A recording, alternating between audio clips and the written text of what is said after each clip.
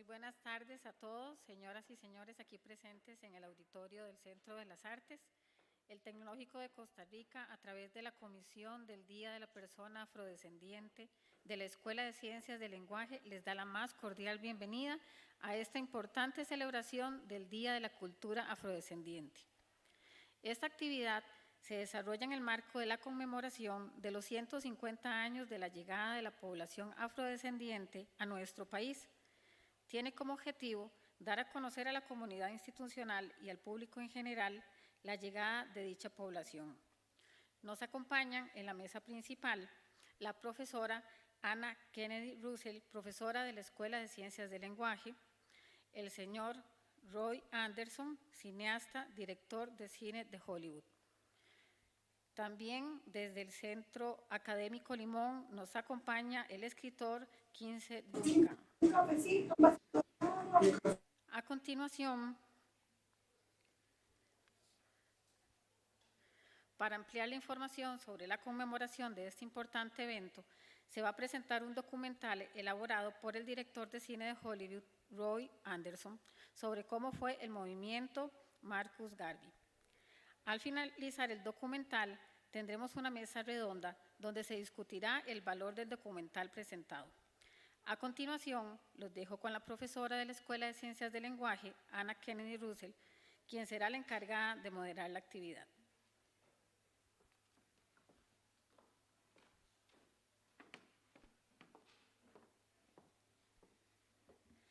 Muy buenas tardes, estimado público. Les agradecemos su presencia el día de hoy para compartir con nosotros lo que es el documental elaborado, escrito y producido por el señor Roy Anderson, el director de cine en Hollywood.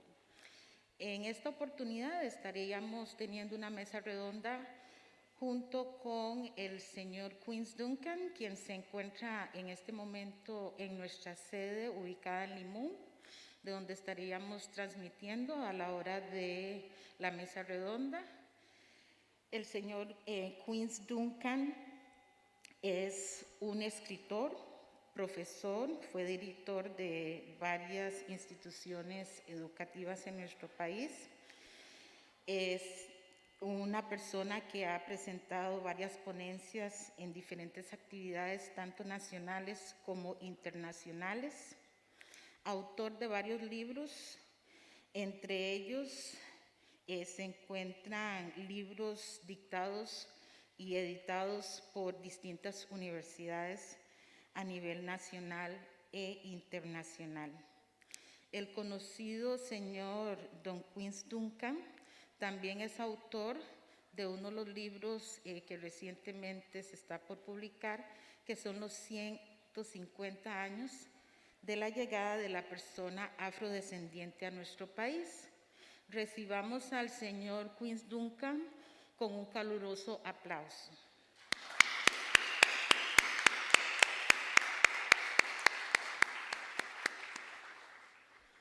También para compartir con nosotros el día de hoy, nuestro invitado estrella es el señor Roy T.Anderson, quien es guionista, director y productor de varias películas de Hollywood. Dentro de algunas está la historia sobre cimarrones, está la película de Yancy and Queen, The Legacy of Maroon. También tenemos algunos otros escritos de películas de acción, por ejemplo, el de Dark Knight Rises, Spider-Man 2, Bonnie, Men in Black, entre muchos otros.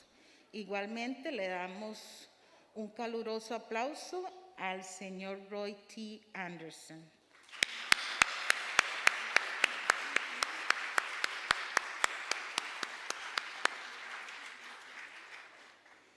Seguidamente procedemos con lo que es el rodaje de la película. El nombre de la película es La vida y legado de Marcus Garvey. Al finalizar este documental, Procedemos entonces con lo que es la mesa redonda. Tendremos la participación en primera instancia del señor Roy T.Anderson, quien nos facilitará un poquito de su experiencia durante la elaboración de esta película. Seguimos con la presentación del señor Quince Duncan, experto en el campo. Y tendremos al final un espacio para preguntas y comentarios del público. Procedemos entonces con la filmación. Muchas gracias.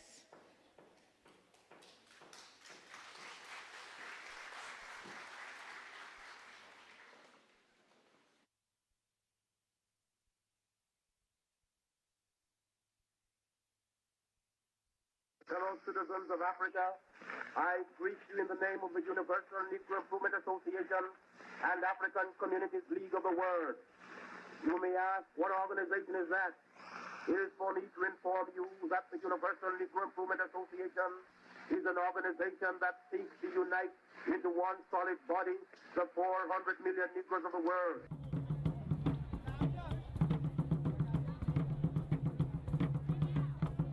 Pan-Africanism, at its most basic level, is the belief that African people, both on the African continent and in the diaspora, share not merely a common history, but a common destiny.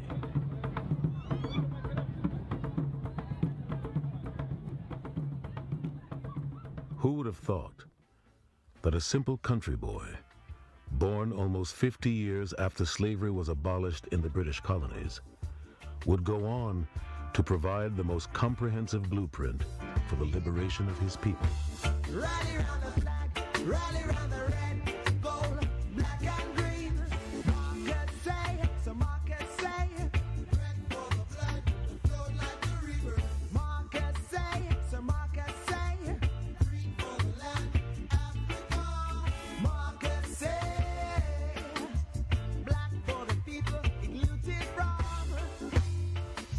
That took us away, captivity, captivity, required from us a song. Right now, man say, I was born in the island of Jamaica, British West Indies, on August 17, 1887. My parents were black Negroes. My father was a man of brilliant intellect and dashing courage. He was unafraid of consequences. My mother was the direct opposite of my father. She was a sober and conscientious Christian, too soft and good for the time in which she lived, always willing to return a smile for a blow, and ever ready to bestow charity upon her enemy. Of this strange combination I was born 36 years ago, and ushered into a world of sin, the flesh, and the devil. The black man's Messiah was born Malchus Mosiah Garvey. He would later change his name to Marcus. His mother, Sarah Garvey, wanted to name him Moses, sensing that her son would become a leader, like Moses of old. Garvey's parents had 11 children, but only he and his older sister, Indiana, lived to adulthood. As a child, I went to school with white boys and girls like all other Negroes. I never heard the term Negro used once until I was about 14, when my little white playmate and I parted. Her parents thought the time had come to separate us and draw the color line. They sent her and another sister to Edinburgh, Scotland, and told her that she was never to write or try to get in touch with me, for I was a nigger.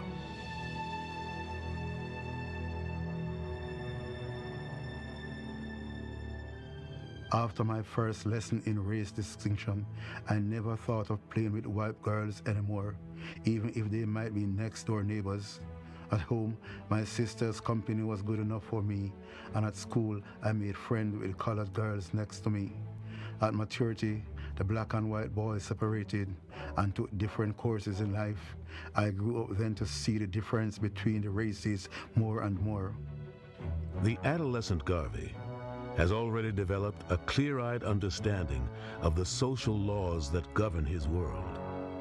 He leaves school at the age of 14 to work as a printer's apprentice in the shop of his godfather, Alfred E. Burroughs. In 1903, a violent hurricane swept through the Jamaican countryside, destroying much of its landscape and vegetation. Sarah Garvey had lost all of her crops and became destitute. Wanting to provide more support for his mother, young Marcus decided to head to Kingston to advance his career as a printer. The nation's capital is a far cry from his rural home in St. Anne's Bay, but Garvey settles in one of the poorest sections of the city, known as Smith Village. His mother, Sarah, along with his sister, Indiana, later join him there, where they struggle to find regular employment. So as he moves to Kingston and starts working as a printer, starts working in the writing world, he sees very clearly that his strong African features, his dark skin, will work against him unless he sort of abandons his black pride and moves up in the system to a sort of socially accepted, lighter-skinned, lighter-looking way. And Garvey fundamentally rejects that. By the time Garvey becomes a teenager, you've got these labor patterns where Africans are going from different islands, the Windward and Leeward Islands, they're traveling around for work, for labor. So when Marcus Garvey comes into his teens, he's looking around, he's reading, of course, he's studying, and he's also gaining skills as a printer, he's writing, he's looking, and he's seeing these black people bristle against colonialism wherever they are. There was never really a victory for British colonization here. Jamaica was always in a state of civil war between the European agenda and the African struggle for freedom. And that generated a tremendous amount of inner confidence and courage. It really produced in the Jamaican community a determination to survive and to be. And he was quintessentially a product of that. By 1907, Marcus Garvey had risen to the ranks of master printer and foreman at the P.A. Benjamin Company. As vice president of the Printers Union, he was involved in an unsuccessful strike by his fellow workers, seeking better wages and working conditions. Garvey was fired and branded a troublemaker, further cementing his bond with the working class. Compounding this difficult period, his mother, Sarah, who envisioned her son as the Negro Moses, dies in March 1908. It is another hard milestone, pressing the young 20-year-old Garvey in his search for a future not yet within his grasp. He sought out J. Robert Love as a mentor, bringing his ambitions and questions to the fiery preacher and social reformer, who was also a masterful orator and publisher of the weekly journal The Jamaica Advocate. In his young protege, Love found a willing disciple. At age 21, he starts his very first newspaper, which ceases publication after only 3 issues. But the power of the press has been cemented in Garvey's mind as he goes on to publish more successful newspapers. The roots of what we now refer to as Garveyism begin to emerge.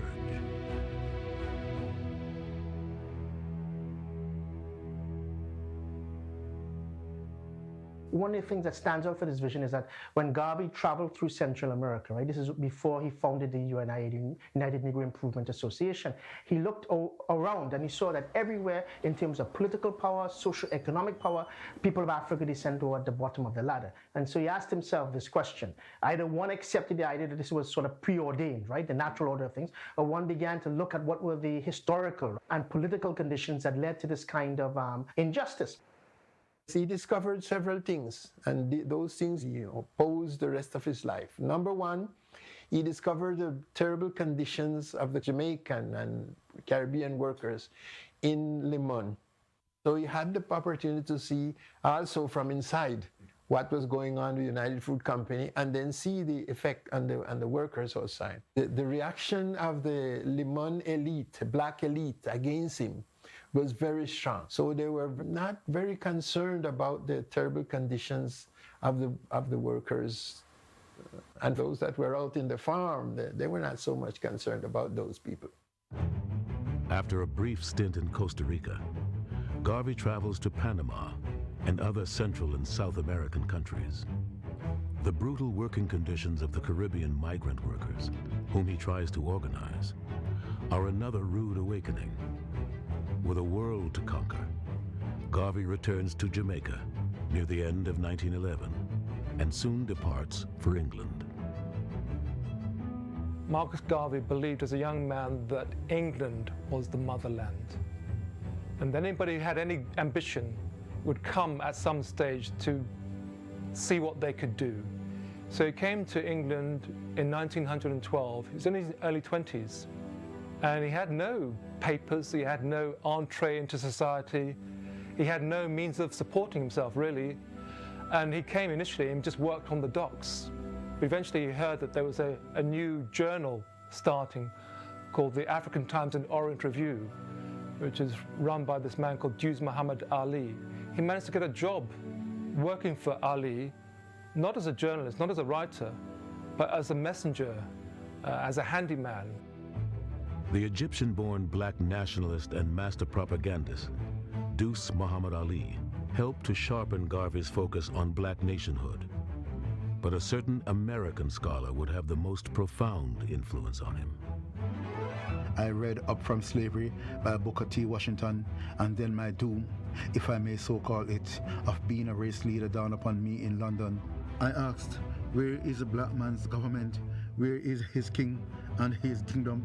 Where is his president, his country, his ambassador, his army, his navy, his men of big affairs? I could not find them, and then I declare I will help to make them. I was determined that the black man would not continue to be kicked about by all the other races and nations of the world. I could not remain in London anymore. My brain was afire. There was a world of thought to conquer. On June 17th, 1914, Marcus Garvey boards the SS Trent, heading for Jamaica, alongside the only other third-class passengers on board, a West Indian missionary returning from Basutoland with his African wife. I really never knew there was so much color prejudice in Jamaica, my own native home, until I started the work of the Universal Negro Improvement Association. Men and women as black as I, and even more so, had believed themselves white under the West Indian order of societal. I had to decide whether to place my friends and be one of the so-called black whites of Jamaica and be reasonably prosperous, or come out openly and defend and help improve and protect the integrity of the black millions and suffer. I decided to do the latter.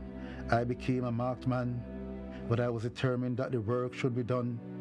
With the help of several associates, Marcus Garvey forms the Universal Negro Improvement and Conservation Association and African Communities League, launching it on Emancipation Day, August 1st, 1914. A young Amy Ashwood, who would later become Garvey's wife, is one of the organization's first officers. Its mission of uniting all Africans worldwide is the hallmark of the philosophy that will become known as Garveyism, with Marcus Garvey as its chief.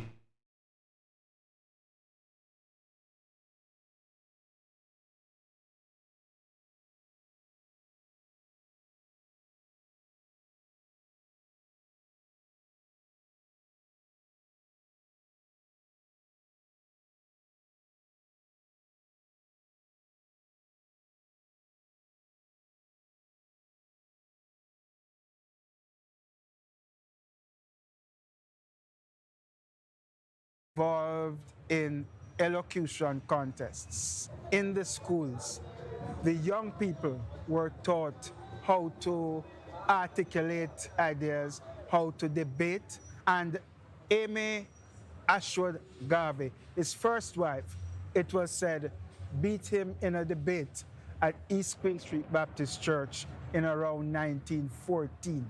But the oratorical skills that he demonstrated were honed, developed in Jamaica as a teenager in these competitive challenges. Jesus Christ! On King Street, you would just find Sunday evening people gather. People just gather and they'll be reasoning. Out of that came a lot of pastors who developed their own church. So I think that's where he inculcated that naturally from, in an environment of oratory.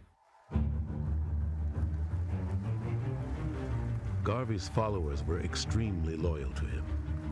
Some critics went as far as to describe this unwavering support as fanaticism. Up, you mighty race, was a clarion call to the black man to reclaim his best self and not be left out of mainstream society. Garvey was seeking to empower people. To me, that willingness to give, that willingness to try to benefit people all throughout the world through his knowledge and also through his ideas for projects to materialistically, economically, spiritually benefit people in a tangible way. I think people were gravitating towards the gift that he gave. He wanted to create something in Jamaica that was a mirror image of Tuskegee because he felt that you had to have the skills, the industrial skills of an industrialized society in order to build your own society. And that's what Booker T was doing at Tuskegee in terms of the engineers, etc., that were being trained in those types of skills. He writes to Booker Washington in 1914 and says, you know, we need some help. I want you to help us as we're working toward this Universal Negro Improvement Association. And then gets a reply from Booker Washington saying, oh, well, if you're going to come to the United States, you're welcome. You know, we'd like to see you. Now he's thinking beyond even the Caribbean. He's thinking about the greater African world. Marcus Garvey sets his sights on the United States as the strategic base for his global plan. Sadly, he would not get a chance to meet his hero, Booker T. Washington, who dies in November of 1915. The Negro Moses lands at the port of New York on March 23, 1916, and heads straight for the Mecca of the black world. It's hard for me to see how, under the circumstances that were far more difficult in this country and in New York and in my beloved Harlem, how he was able to motivate and bring together so many people of color. Marcus Messiah Garvey came and brought the African consciousness of the Roaring Twenties. And so Harlem was not a dead community. It was a community ready for rebirth. And so the New Negro and the Harlem Renaissance and all of that came at the time that Garvey was bringing this larger picture that we're connected globally. I don't know whether it was because he was in the Caribbean, but in the early part of the 20th century, it was something that was vital to the discourse and I think the progression of ideas in the African American community. With the help of his friend Wilfred Domingo, Garvey finds work as a printer, and he begins to speak publicly about the UNIA and its aims. He embarks on a 38-state tour promoting the organization while surveying life in America. He had intended to return shortly to Jamaica, but encouraged by the reception he received from black Americans, he decides to stay a little longer. He was very attractive to large numbers of people. He was very bright, he was very assertive, and he's gaining this power in the black community. It's not just with West Indians, it's all kinds of black folks who are glad to hear this guy saying a lot of things that needed to be said. When he was in Harlem, I remember my mom and dad and them talking about him and how proud they were to see this man looking like the general, you know, the major, as he walked through, and all the people that followed him and believed in him. We even bought stock. We bought that $5 stock that got him thrown in jail, okay? In order to fully understand his place in history, imagine a world as it looked to him and many other blacks during the early part of the 20th century. You have to think of a world in which the entire continent of Africa was under European control, with the exception of Ethiopia. You're looking at the Caribbean region, certainly English, French, Dutch, Spanish, that's under European control. So the world is largely one of white domination. When World War I jumps off, Europe is now engaged in another struggle that draws in all these other people who are not Europeans, who were once their subjects. So when you see, for example, the British West Indian Regiment, all these Africans from the British Caribbean who are pulled into this conflict called World War I, And now these are soldiers who are not going to just stand by and fight for Mother Britain. No, they're fighting for their independence. Same thing in the United States. Black soldiers drafted into World War I, who then go and fight. They fight in France, they fight all over, but then they come back to the United States and they say, yeah, we're not about to just get lynched. We're gonna fight back. World War I shattered this myth of white invincibility, but also this myth of white superiority. There are lots of interviews of black soldiers who see white soldiers quivering in fear, and they begin to realize, well, no, this story, this narrative that the colonials have created about our inferiority is wrong, right? So when Garvey steps onto the stage with his very innovative ideas of organizing black people independently, of basically saying we must be in control of our destiny, the conditions already exist. Marcus Garvey was the first to preach forcefully and unabashedly that black people had the right to interpret their own reality and control their own destiny. His entire life was consumed with seeing subjugated Africans respected and respecting themselves. He had awoken in Black America an awareness of what slavery and oppression had taken, the concept of nationhood. At the dawn of the Harlem Renaissance, Garvey introduced the new Negro. A black person who was no longer feeling victimized, who was remembering our history before enslavement. We saw it, in the Harlem Renaissance, where through creativity, through the verbal arts, through, the music, black people were again affirming that there was a new feeling of power. That is what the new Negro was about. By the middle part of the 1910s, you see Africans from the Caribbean, you see Africans migrating to New York from the South, you see Africans coming into urban centers, whether it be Washington, D.C. or Philadelphia, places like that, Boston, from other places. These are the new Negroes. They're not going to be satisfied simply with, we fought our way out of enslavement, we're going to get a little patch of land, and we're going to move forward. No. These new Negroes have something else going on. They're increasingly urban. They are in a space now where they are cheek to jowl on the subways or on the buses or on the sidewalks with these white people. They're not going to step off the sidewalk. They're not going to not look them in the eye. And so the new Negro, right, the pride they feel really is captured in a wonderful phrase you see in some of the signs by the time you get to the first major convention, August 1920. You see signs that say, the new Negro knows no fear. Not everyone was enamored with Marcus Garvey's message of black pride. In the United States, especially those who pursued an integrationist agenda, argued that his movement was both racist and reactionary, and that he didn't speak for black Americans. I think that one of the things that we have in the United States is that we consistently have black people trying to figure out how do we get free. And we have lots of different strategies.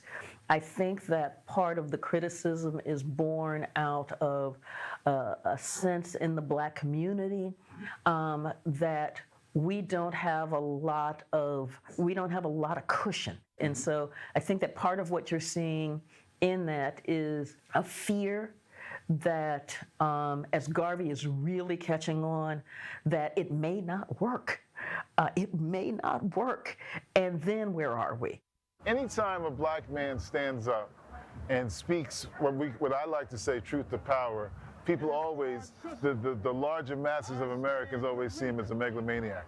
That's the same thing they said about Malcolm. That's the same thing they said about anybody who becomes empowered. That's the same thing they said about H. Rap Brown, the same thing they said about Stokely, the Panthers. Anytime you won't turn the other cheek or you won't lay down and say, I'm going to be nonviolent, you're considered a radical, you're considered a megalomaniac. I can't tell you how many people accuse President Obama of being racist. All you have to do is turn on Fox News. People accuse Martin Luther King of being racist. If you think some of these people who are really focused on integration and peace and harmony were racist, then obviously you're going to have the same conclusion about Marcus Garvey and anyone else who you don't like. The ideology of black empowerment took a foothold in thousands of communities throughout the world.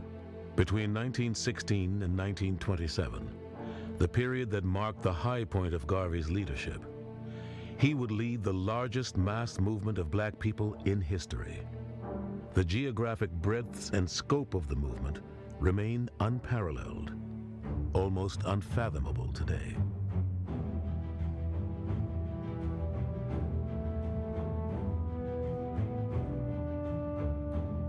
In 1919, Garvey establishes its official headquarters on West 135th Street in Harlem, 3 blocks up on West 138th Street.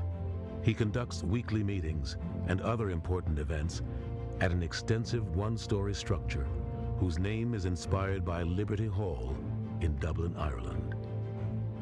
Garveyites identify the Irish subjugation under the British as a mirror of the suffering of black people worldwide. UNIA leadership encourages all of its branches to buy their own property and establish a Liberty Hall of their own. The organization, under my presidency, grew by leaps and bounds. By my writings and speeches, we were able to build up a large organization of over 2 million by June 1919, at which time we launched the program of the Black Star Line.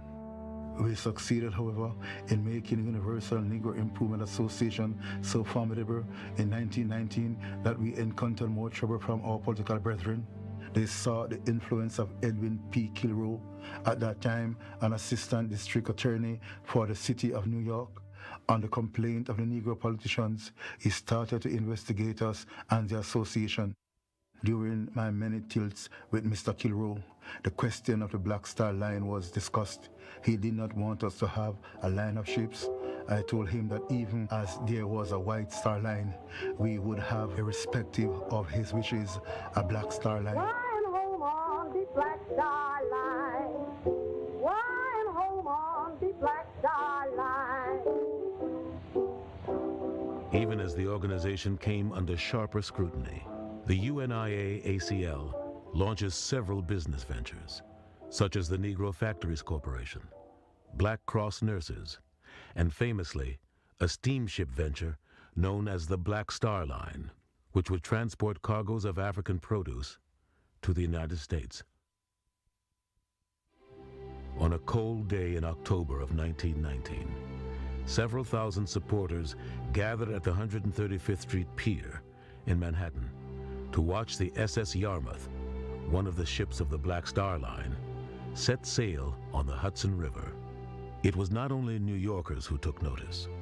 Onlookers in ports throughout the Caribbean and Central America marveled as the ship arrived. Thousands more read about the incredible Black Star Line in the Negro world. In this dramatic fashion, the ships raised the international profile of Marcus Garvey and his movement. Sadly, even though the beleaguered ships of the Black Star Line were found to be seaworthy, they would suffer gross mechanical failures, causing heavy financial losses.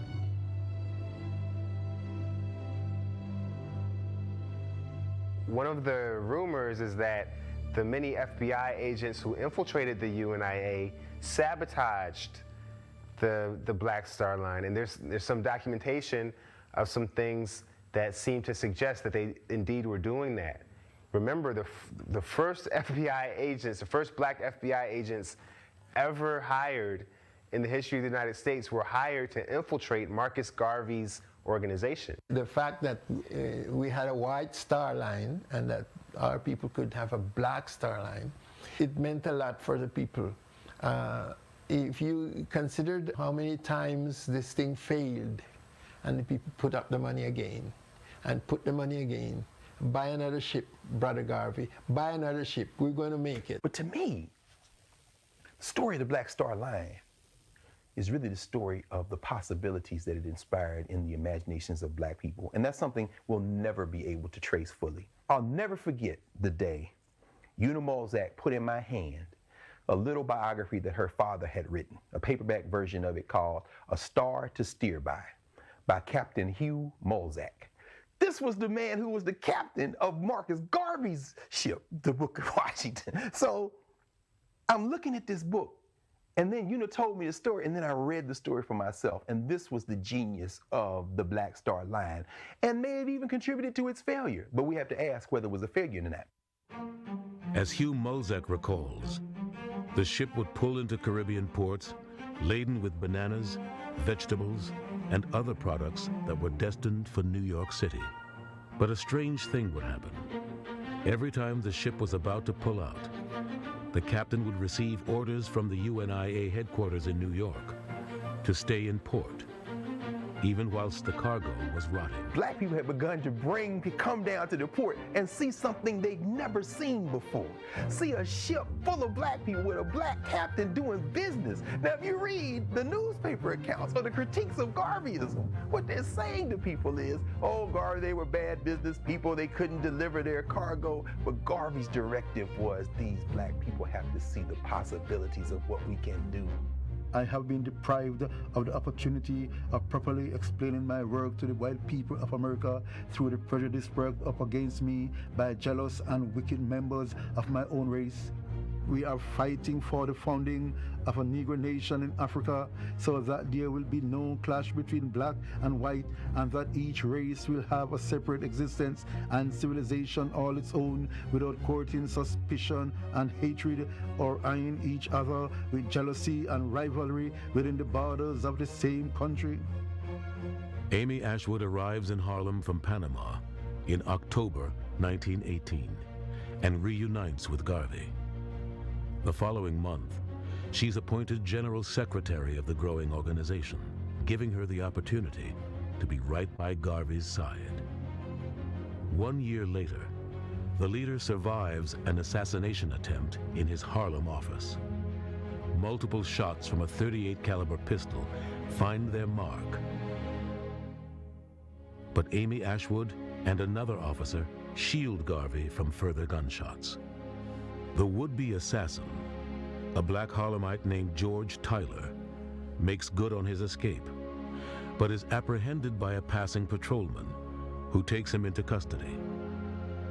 Before committing suicide several days later, Tyler confesses that he was hired to kill Garvey. Marcus Garvey's legend grows, having survived an assassin's bullet. He marries Amy Ashwood on Christmas Day at Liberty Hall in Harlem.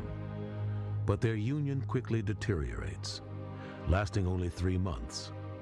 Citing irreconcilable differences, Garvey files for divorce in early 1920. Garvey's second wife, also named Amy, like many, was attracted to his message and his impressive oratorical skills. She heard him speak for the first time at Liberty Hall in Harlem in the summer of 1919. She joins the growing organization, eventually assuming the role as personal secretary to Marcus Garvey. The two would marry 3 years later in 1922, after Garvey's divorce from Amy Ashwood was finalized. Amy Jakes Garvey would go on to play a pivotal role in the movement and advance the teaching of Garveyism long after her husband's death. Denied full participation in society, blacks increasingly looked to Garvey for workable solutions. The first International Convention of the Negro Peoples of the World responds to the clamor for change. The unprecedented convention took place over the entire month of August 1920 in New York City. At its first mass meeting, held at Madison Square Garden on August 1st, Marcus Garvey addressed a record crowd that would later proclaim him Provisional President of Africa. 25,000 people coming together from Africa, from the Caribbean, Europe, Latin America, to discuss the conditions facing black people throughout the world. And they came up with this important declaration. And the declaration shows the complications of the black situation. But there was a commonality.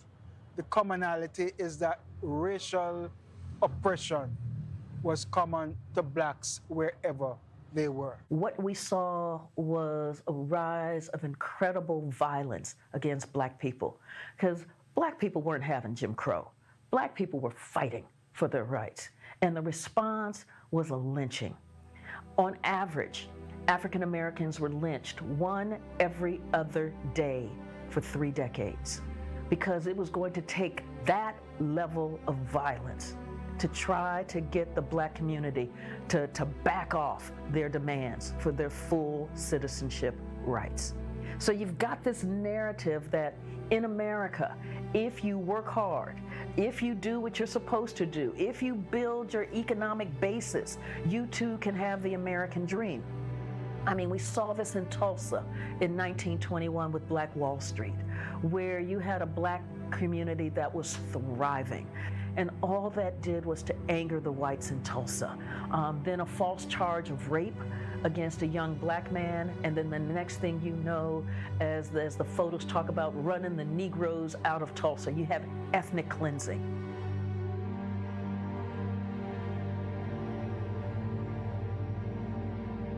It's amazing how we've never been able to bring that coalition of people together that are prepared to say, I'm black, I'm proud, you going to Africa, count me in. Yeah, wow.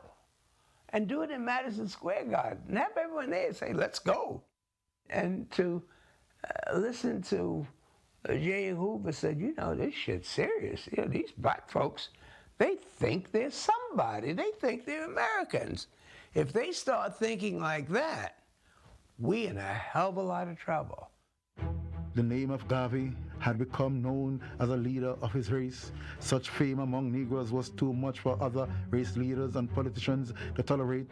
My downfall was planned by my enemies. They laid all kinds of traps for me.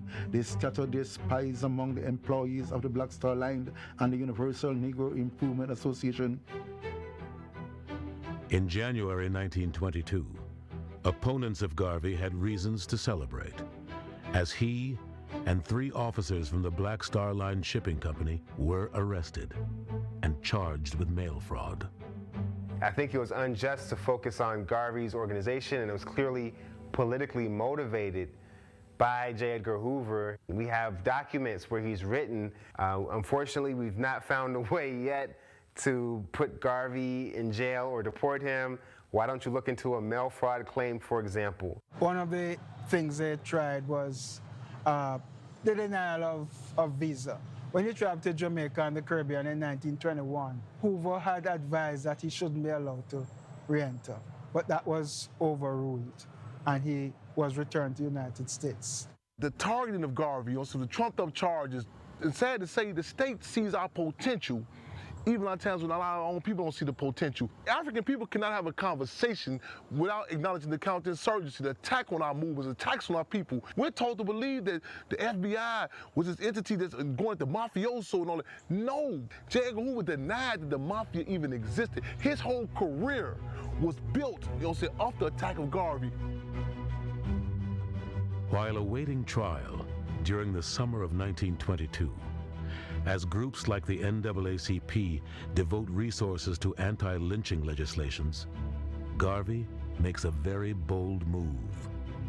On June 22nd, in Atlanta, Georgia, he meets with the acting imperial wizard of the Ku Klux Klan, Edward Young Clark. When word of the meeting gets out, Garvey's detractors sharpen their attacks.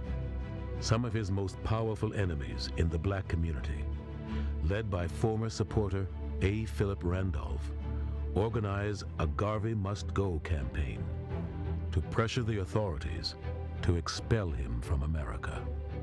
The Universal Negro Improvement Association has been misrepresented by my enemies. They have tried to make it appear that we are hostile to other races. This is absolutely false. We believe that the black people should have a country of their own, where they should be given the fullest opportunity to develop politically, socially, and industrially. It is because of this belief, no doubt, that my Negro enemies so as to prejudice me further in the opinion of the public, wickedly state that I'm a member of the Ku Klux Klan, even though I am a black man.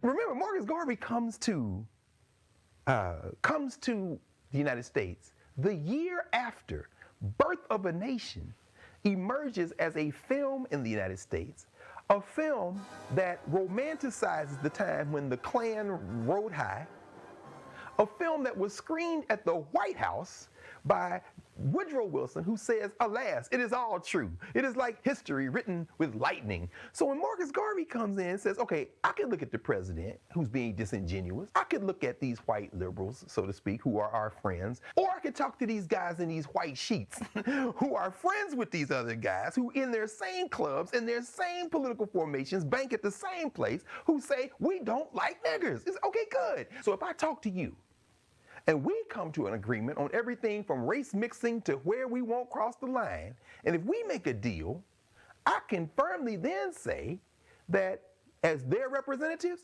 I have a deal with the rest of them. That's a hell of a way to look at it. I hope that's not true. I understood why he was making those alliances, because he wanted to physically go back to Africa, reestablish a country there, build industry there, have a prosperity that was rooted in the black community that they could control. And when he met the KKK, he found people who also agreed that it would be great if all the black people would leave America. It was, I think, a bold move and a commendable move to find white people with whom he could be partners, to work together to achieve some kind of amicable separation. I think that there is nothing wrong with that. You don't make a deal with the devil. You just, yes, you know, so the Klan does not even believe in the humanity of black people. It seems like they're talking about the same thing, but they're not. Because what Garvey is doing is he's recognizing the humanity of black people. You are not going to hear the Klan talking about black is beautiful. In fact, they think black is everything that needs to be destroyed.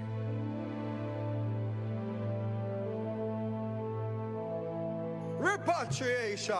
And I suffer in a Babylon so long. Africa for the African. Marcus Mosiah Garvey said that. Back to Africa. In 1920, Marcus Garvey unveiled his famous Back to Africa program, which encourages blacks living abroad to return to the motherland. He would later argue that the concept of repatriation he introduced was grossly misunderstood, and he stressed that it was never a central part of his program. Now, fortunately, people who are supporters of Garvey who don't have a complete understanding can themselves get caught up in the idea of back to Africa being what Garveyism represents. He wanted us to return to who we are, to maintain our African identity, to respect our African civilization, and therefore returning to source was not just physical, it was intellectual. Garvey himself said that we don't want all Negroes going back to Africa. Some are no good here and will be no good over there either. But it's important for us to understand that the concept of an African empire was central to Garvey's thinking. Marcus Garvey said, him say up, the mighty race, come together black people and take your place. The UNIA embarked on a plan to repatriate blacks in the Americas. Liberia, which was set up in 1822 by the American Colonization Society, was the intended geographical location for this venture. UNIA delegations visited Liberia on multiple occasions to negotiate the establishment of a UNIA community in that country. But their plans went awry, as land promised to them was instead leased to the Firestone Rubber Company.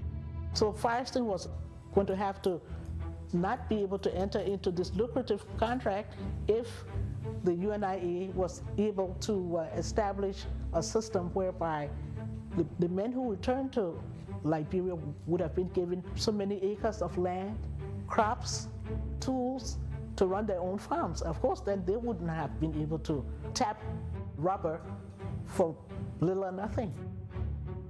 Well, the Liberian experiment didn't work out for a lot of reasons. One, when Americans had gone to Liberia, they just took on the attitudes and behaviors of their own oppressors. But then there was the whole economic issue when, there was opportunity for white corporations in America to make a tremendous amount of money from the country. They weren't just going to allow Marcus Garvey to go in and take advantage of that opportunity. The truth is, they were very much influenced by what the U.S. had to say. And Garvey never foresaw that. So that's where the Liberia project fell flat on its face. Now, we can say this in hindsight. If he made a stronger link with Haile Selassie in Ethiopia, it would be very likely, almost given, that he would have been able to have established a settlement of blacks there, because Haile Selassie, even before his crown, Emperor of Ethiopia, was recruiting black people as well as other people to Ethiopia to make it a stronger nation.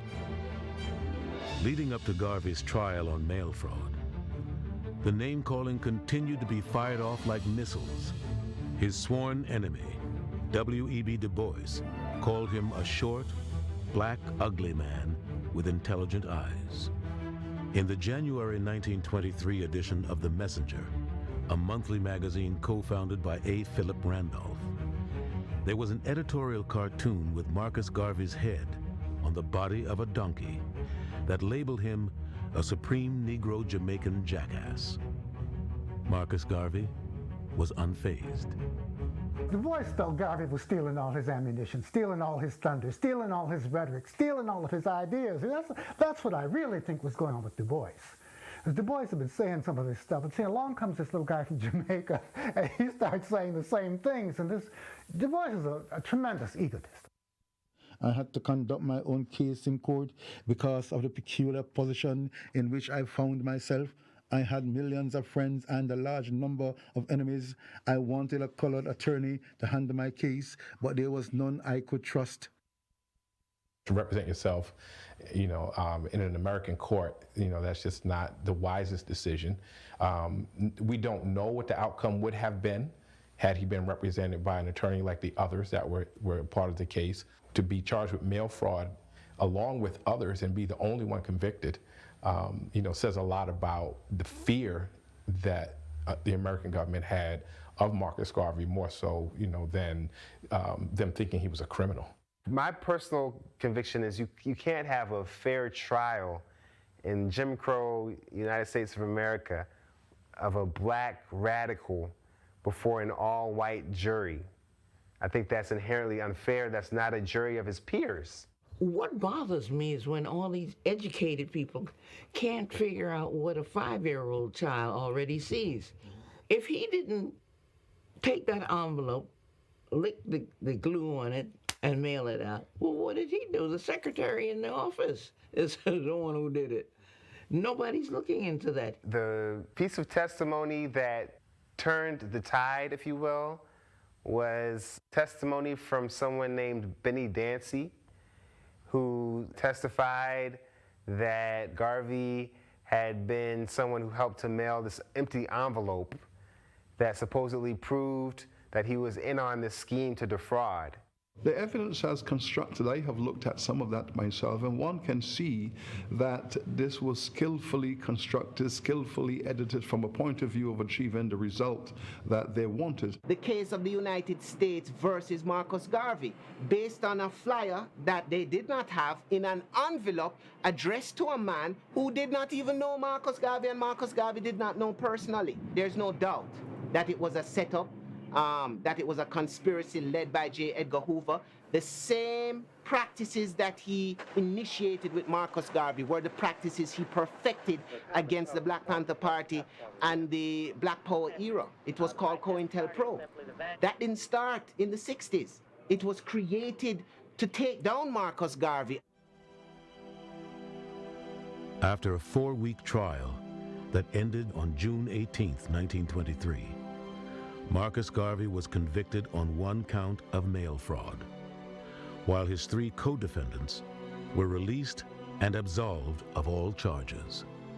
Garvey was sentenced to a maximum of 5 years in prison and fined $1,000. The court refused to allow bail, but instead granted Garvey a stay of execution pending an appeal. Marcus Garvey was held at the Tombs in New York without bail for 3 months.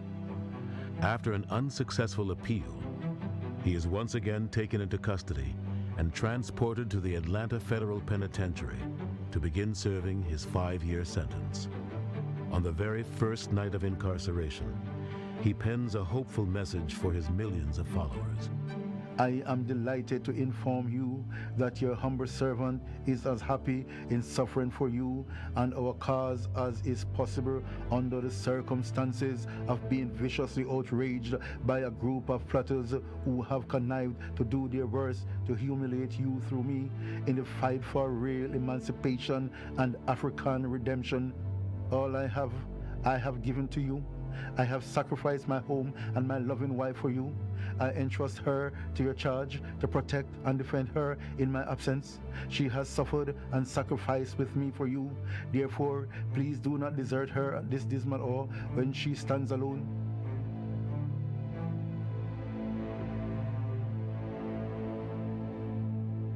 So even from within the jail in the Atlanta penitentiary, his words cut through. But obviously, the forces that led the movement, Garvey Must Go movement, didn't stop when he went to jail. They tried to diminish him even more. And Garvey's problem was that he couldn't remain in America. That provided him with his greatest platform to disseminate his truths. And once that was taken away from him, the movement was going to shrivel, and it did shrivel. If I die in Atlanta, my work shall then only begin. But I shall live in the physical or spiritual to see the day of Africa's glory. When I am dead, wrap the mantle of the red, black, and green around me. Garvey's conviction was challenged by many people, including some of his own enemies. Thousands of people wrote letters of support to the United States government, pressing for his release.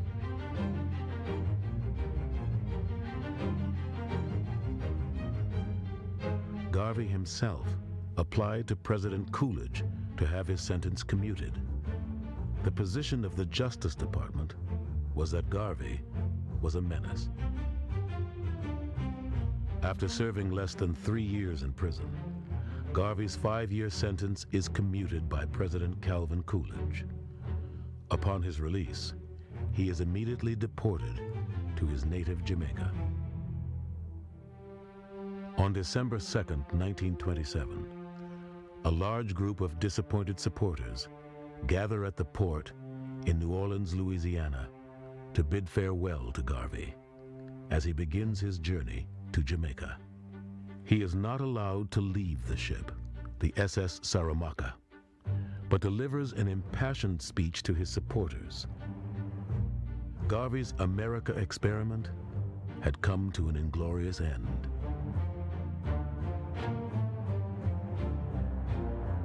Eight days later, Marcus Garvey arrives in Kingston, Jamaica, where thousands of supporters welcome home their native son. From Victoria Pier, Marcus Garvey's motorcade slowly drives through a dense crowd of admirers heading towards Liberty Hall. Once there, he makes his way up to the roof of his car and gives a brief but electrifying speech.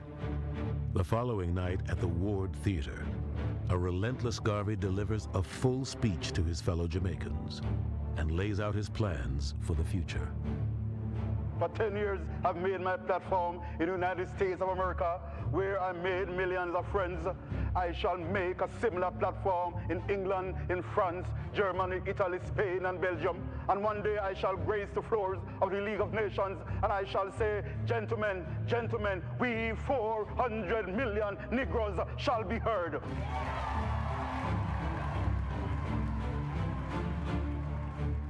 While tending to his growing family, for the next 8 years, Marcus Garvey turns his attention to the constitutional rights of black Jamaicans. He forms the country's first modern political party and launches several more newspapers, with his detractors trying to derail him at every turn. The Gleaner newspaper, they had articles warning the nation and saying to them, we hear that the Honorable Marcus Garvey has been deported.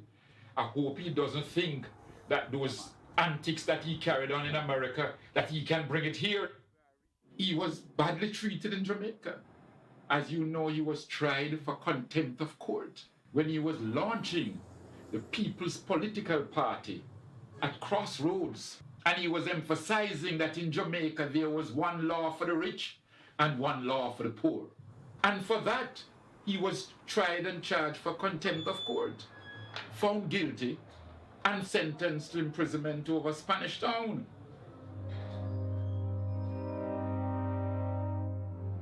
The start of the 1930s ushered in a world that had changed significantly since Marcus Garvey's heyday.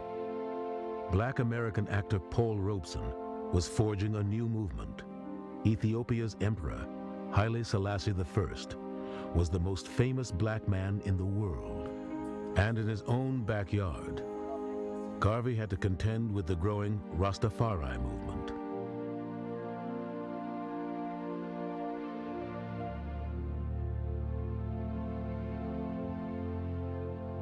We remember at that time, you know, Garvey was the leading black leader globally. Hands down. Everybody knows that. The emergence of Selassie put that into question. So we have a group of Garveyites saying Selassie is God, right? And therefore stands above Garvey. Interestingly enough, although I should say Marcus Garvey didn't see Haile Selassie as divine, but he importantly lays the bedrock for Rastafari, the Rastafari movement, the fight against oppression, the fight for African liberation. These objectives of the Rastafari movement are ones that Garvey himself embraced.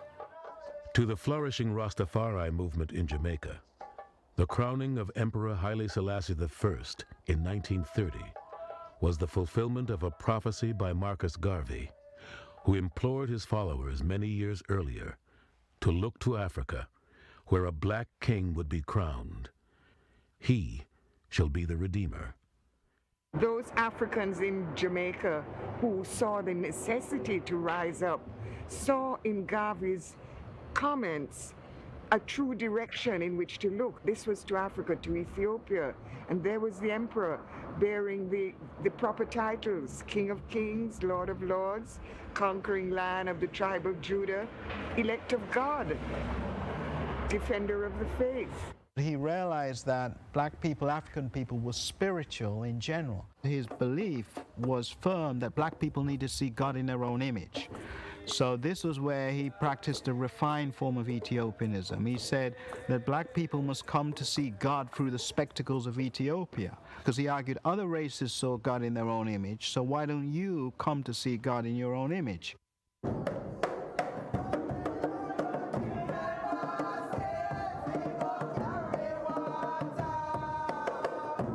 While Garvey's efforts on behalf of the working class deepened in Jamaica, financial setbacks caused him to lose his printing press, the UNIA headquarters at Edelweiss Park, and his family home.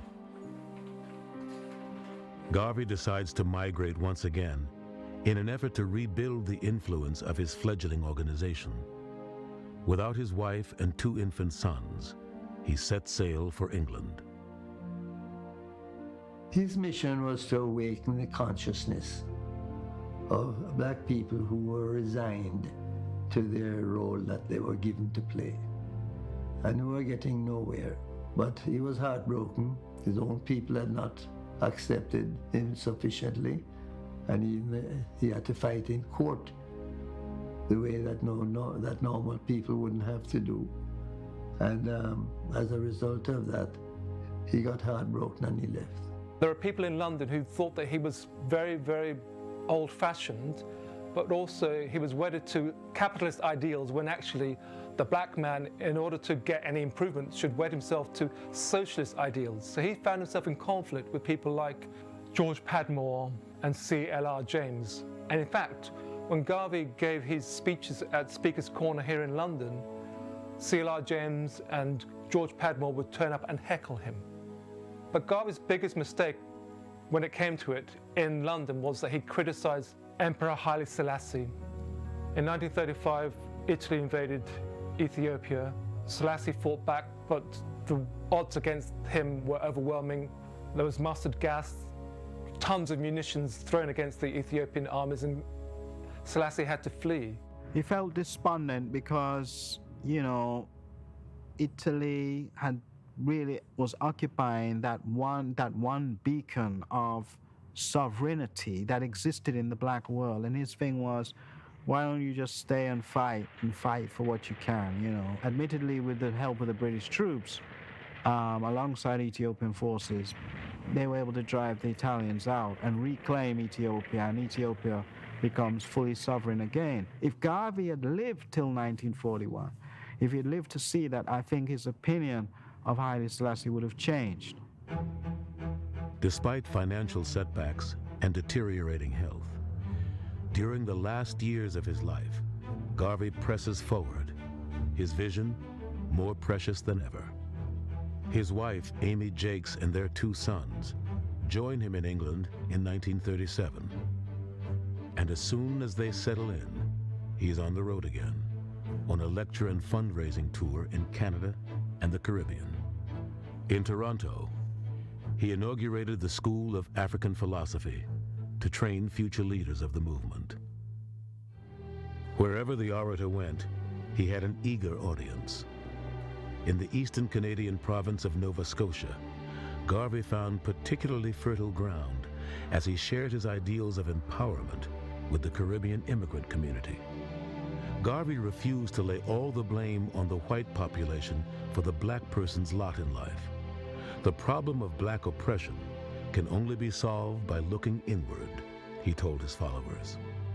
On his last night in Canada, October 1st, 1937, Marcus Garvey gave a monumental speech that would leave a lasting impression.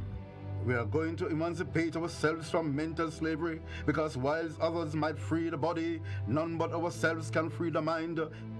Very powerful words. Emancipate yourself from mental slavery. Everyone has negative thoughts, I think, and that's, you know, his statement can be understood by many people and help uplift many people. When him tell me, say, emancipate myself, I free my mind, mentally, physically, and spiritually. I'm not bounded or limited to anything or anyone in this earth. I can rise and achieve anything I want to do. Nothing can stop I. I mean, it's self-explanatory when you say those words, but it's really meaning that you really got to take yourself in charge. Let's face it, throughout the slave trade and colonialism, there's been the tricking of the mind, you know, trinkets and beads to sell you ideals, and the monies that are given to world leaders that are in Africa and are, you know, kept to suppress the people, things like that. For once, we realize that it's the mindset and the togetherness where all the minds are linked as one. What he was getting at is, let us not be stuck in the past or what people define us as, but let us recognize our own ability to determine our destiny. What made Marcus Garvey so special, he was a man that spoke from the heart. There was no back doors. Despite his failing health, Garvey returns to England, energized from his travels abroad. He rents a home for his family not too far from the UNIA headquarters in West London. But the reunion is cut short after his eldest son, Marcus Jr., falls seriously ill. The family returned to Jamaica in August of 1938, while Garvey is away at the 8th International Convention in Toronto. He wasn't happy because we were leaving him, and my brother was ill. He had rheumatoid arthritis. The weather obviously was a problem, and we were advised by the doctors to move to a warmer climate, which would be here in Jamaica. He didn't want to be separated from the family. He was somewhat reluctant also from the point of view that he would not be able to protect us. With his family thousands of miles away in Jamaica, Marcus Garvey was feeling more isolated than ever in London. The adoring crowds that greeted him at Speaker's Corner had dissipated by the end of 1939, and he suffered from recurring bouts of pneumonia and bronchitis, made worse by London's notoriously damp climate. There was one single bright spot for Garvey, however. In March of 1940, he was informed that Marcus Jr. had made a full recovery. his wife Amy Jakes sent a photograph of the two boys to Garvey that would have a profound effect on him. He knew his time on earth was short. The black man's Messiah felt the weight of all his years and what he would be leaving behind. He was living in a drafty house in West London. And in May 1940, Marcus Garvey was presented with a newspaper and a headline which he knew could not be true. And the headline was, Marcus Garvey dies in London. Prior to that, in January that year, Marcus Garvey had a stroke. By the way, the first obituary was written by George Padmore for the Chicago Defender, because George Padmore had heard a rumor that Garvey had died. What that first obituary did was it released other obituaries, and they were all damning. They were saying the same thing, that Garvey was a charlatan, a buffoon, a disgrace to the race. And after reading all of these damning obituaries, Marcus Garvey suffered a heart attack and died. His obituaries killed him. Marcus Mosiah Garvey, the man who delivered the most comprehensive blueprint for the liberation of his people, died on June 10th, 1940, at the age of 52. All around the world, his millions of followers held memorials and celebrations in his honor. My whole world at 17 was exploded when he died. And I was going to make sure that it didn't die, his words. When you get to 94, you've been here quite a while, and yet you find it's not long enough. But there are many kinds of people I've met along the way. They look at me askance as that weird woman, but I receive a good dose of respect.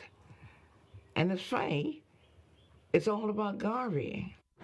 Marcus Garvey's brand of Pan-Africanism did not die with him in his cold and damp apartment in London. His philosophies and teachings have impacted many social and political movements around the world, from the civil rights movement in the United States to the independence and nationalistic struggles in Africa and the Caribbean. What I have seen and what I have observed is the deep crossover between those early members of the Nation of Islam who were also had one time been members, of course, of the UNIACL, which of course include Louise and Earl Little, the parents of Malcolm X, who were involved in the division in Omaha, Nebraska. And you know, these are Garveyites. We see Malcolm with Garvey's fire, with Garvey's focus on Africa, with Garvey's Pan-Africanism. And if anything, he is an intellectual son of Marcus Garvey. We see that in Malcolm X.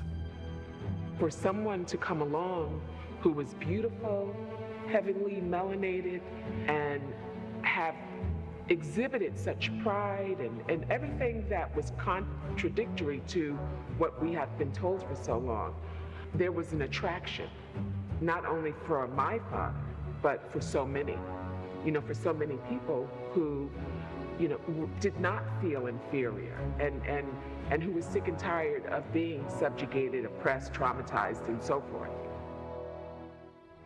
In 1965, the Reverend Dr. Martin Luther King Jr. credited Garvey with laying the foundation for the civil rights movement in the United States. He put it this way: Marcus Garvey was the first man of color in the history of the United States to give millions of Negroes a sense of dignity, to feel that he was somebody. I could not find words to better express the contribution that Marcus Garvey has made. And I would not want to go back to that era to find out. For someone who sacrificed so much, it's great that his legacy is still alive. I think it would have been really sad and really tragic if his work and his ideology, everything died with him. Brother Bob read Marcus Garvey, as did Burning Spear, as did so many of these great Jamaican Rastafarian singers. So they kept his flame alive. And I think, even if we don't go to the books, we hear Marcus Garvey alive in the music of Jamaica.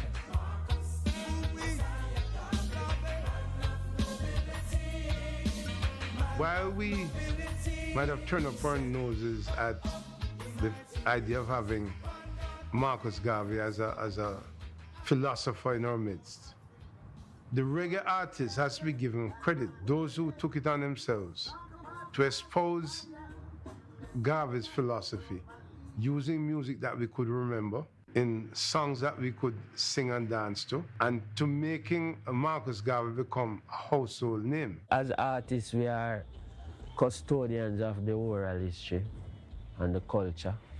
So, for as long as Marcus Garvey's teaching and philosophy is relevant, the people of the culture and the music have to somehow keep recording it. If it wasn't for the Rastaman, you won't hear about Garvey again, especially with the musicians. A man like Burning Spear, like every other song that him sing mentioned Marcus Garvey, when it was not popular to sing about Marcus Garvey. And it is that fueling up the flame, help to generate interest in Marcus Garvey.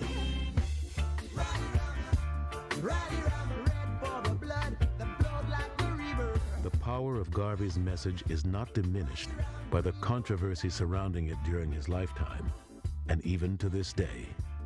From his black nationalist agenda to his views on racial purity, his philosophy will be the food of intellectual formation for movements, generations to come. His sense of racial purity was that he accepted that white nationalism exists, white people were proud of their heritage, their ancestry, and he equally was proud of his. I think that race is clearly a biological phenomenon. It's not some sort of sociological optical illusion. It's a real thing. And it's also an important part of individual and group identity. I'm also what I would call a white advocate, in that I believe that whites, like people of all other races, have legitimate interests, and it is important and vital for them to defend those interests. So we were living in America where it was promoted that blacks and whites shouldn't go together. So it's a common system here. So Marcus Garvey was just endorsing what they were endorsing. Mr. Garvey wasn't doing it to hate anybody, but he realized that if everybody was making the call for their people and nobody was making the call for black people, then it was his job. It is our job to make the call for our people. Although decades have passed since Garvey's death, calls for his exoneration have not ceased. Many had hoped that the nation's first African-American president, Barack Obama, would have wiped out Marcus Garvey's criminal conviction. You know, we certainly expected it to happen because all the evidence was there. He did not issue the posthumous pardon, and he did not give a reason. We had people who, called him up to the last minute, and the response, as far as I could interpret it, was simply that it was not going to be done. I don't think we should ask for the expungement.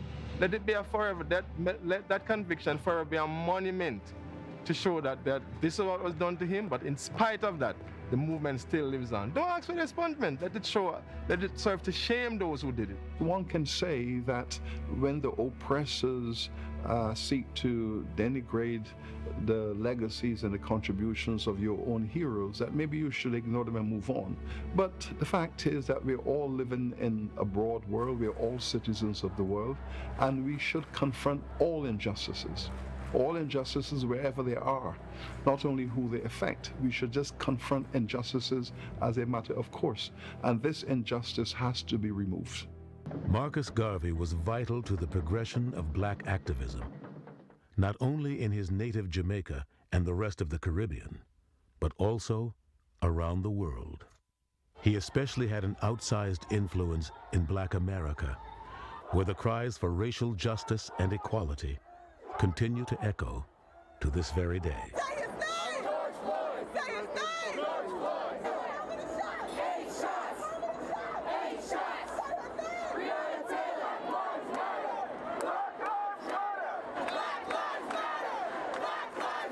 We stand on the shoulders of Marcus Garvey, young activists, young millennials like myself, people who now have the opportunity, the privilege to sit in spaces where 50, 60 years ago were places where Marcus Garvey would have never been welcome. We deserve to have the same opportunities as everyone else. We deserve to have the same chances. We deserve the ability to teach our children, to educate our children, and then when they're educated, for them to get work so that they can prosper. He was a man who stood up and said, listen, we need to be empowered. We need to hold our heads high. And if need be, we need to go back to our homeland, you know. And you should not be fearful of wanting to go back to the continent of Africa, because that's where we're all from. That's where our DNA is from. Marcus Garvey's philosophy, which academic people popularize as calling Garveyism, has been the most grounded socio-political, socio-economic philosophy that would have guided not only our African people in the English-speaking Caribbean, but everywhere that Marcus Garvey went in Central and South America, these ideas resonated with the people. Kwame Nkrumah wrote in his autobiography that of all the literature he read, the book that has had the most influence on him was the Philosophy and Opinions, Marcus Garvey. And I think I can understand why Osagyefo Kwame Nkrumah, as we call him here, I can understand why he was very, very inspired and moved. And where he got some of his ideas, not just for Ghana's national liberation and Africa's unification, but even for nation building. He has always been associated with the rise of the black community out of bondage and the movement into public democracy, into the official institutions of societies. But his contribution was much further, far beyond, in fact, the struggles of the black community to come into the mainstream of public life. Garvey was involved in the European issues, he was involved in Asia. Wherever there was fundamental injustice, Garvey was a part of that ongoing attempt to make the 20th century the democratic moment in history. So Marcus Garvey's ideas were unifying and empowering.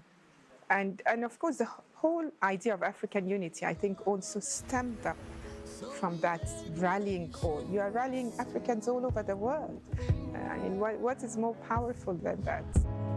You know we were the greatest, even through all the ages. The world's foremost Pan-Africanist, and in some eyes, the greatest civil rights leader of the 20th century, dedicated his life to the project of redeeming Africa. So when Garvey talks about the redemption of Africa, why does it have to be redeemed?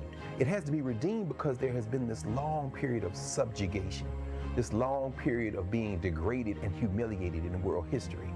And that is the feeling that is felt by someone who has lived outside of Africa as an African and had to feel that directly. When you're looking around for redemption narratives, there aren't very many redemption narratives, if any, that involve African people. For so long, there was this misinformation about our identity.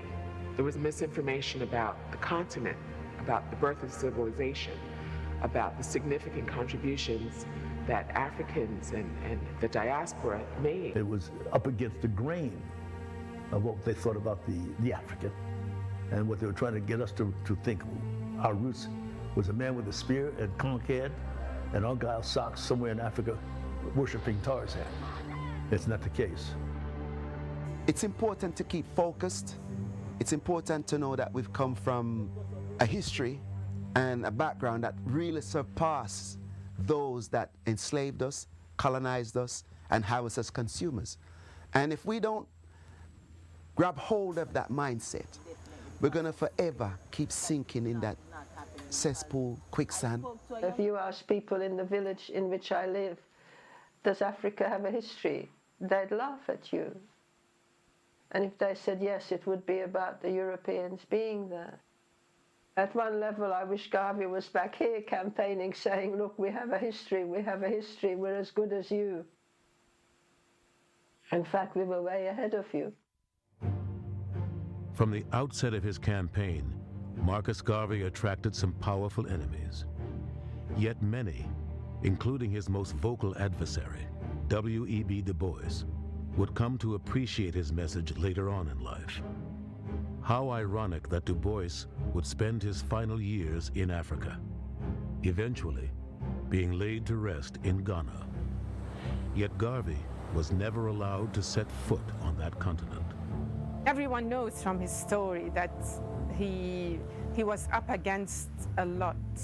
You know, the moment it was understood that what he was doing was going to influence, as it rightly did, so many Africans, you know, then the war began. The war against him really began. Even though he didn't come here physically, I think he's here in many ways.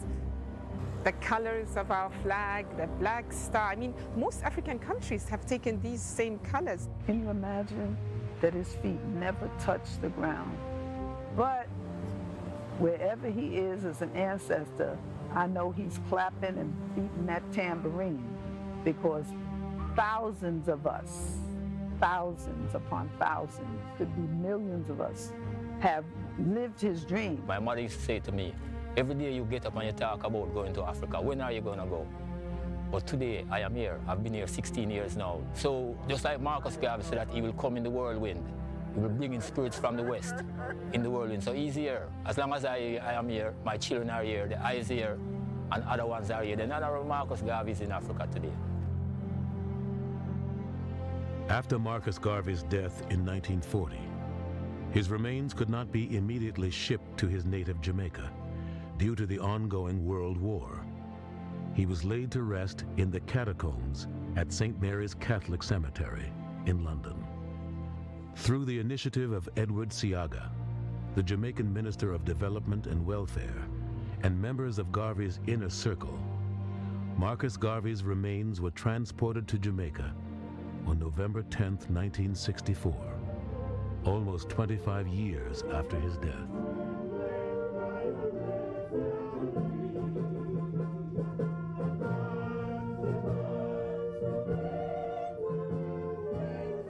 His remains lay in state for 5 days at Holy Trinity Cathedral in Kingston, where thousands came to pay their respects. He was hailed by millions as the Negro Moses.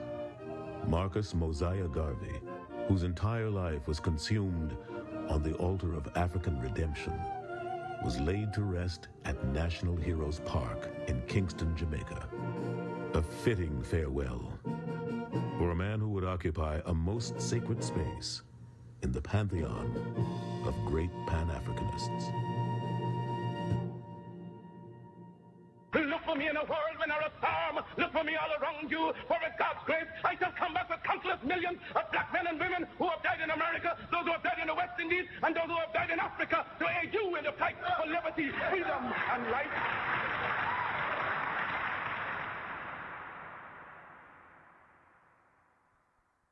Up, you mighty race, you can accomplish what you will. Up, you mighty race, you can accomplish what you will. Up, ye mighty race, you can accomplish what you will. Up, you mighty race, you can accomplish what you will. Up, you mighty race, you can accomplish what you will. Up, you mighty race, you can accomplish what you will.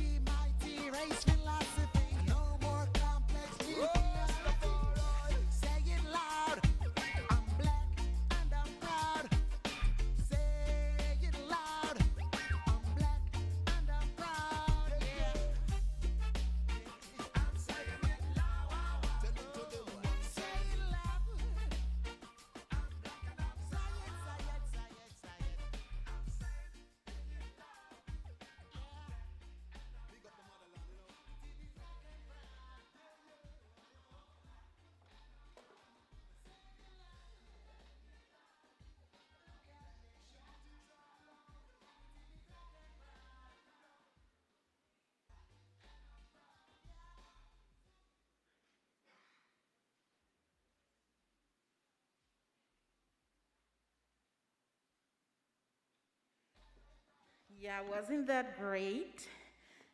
Fantástico, ¿verdad? Maravilloso. Hemos aprendido mucho de Marcus Garvey a través de su vida. En este momento vamos a iniciar la mesa redonda y para ello vamos a pedirle al señor don Quince Duncan que nos comparta una reflexión sobre este tema. Adelante. Bueno, muy buenas tardes a todos. Un saludo muy cordial para don Roy, para las autoridades del TEC y para doña Carol Britton. Este documental que acabamos de ver, African Redemption, The Life and Legacy of Marcus Garvey, realizado por el director Roy Anderson, es hasta el momento la ópera prima sobre el tema, ya que aunque ha habido otros enfoques, ha habido películas, ¿verdad? Otro tipo de construcción alrededor de la figura de Garvey. La verdad es que este enfoque que Anderson toma de que podamos verlo desde sus propios ojos, a mí me parece genial. A la par de los comentarios de las diferentes personas que han estudiado o conocido su historia, escuchar sus propias palabras, ¿no? Planteando, a mí me parece que eso es realmente es un recurso genial. De modo que yo creo que no podíamos encontrar una mejor forma de celebrar los 150 años de presencia de los jamaicanos y demás afrodescendientes en este país que con este documental.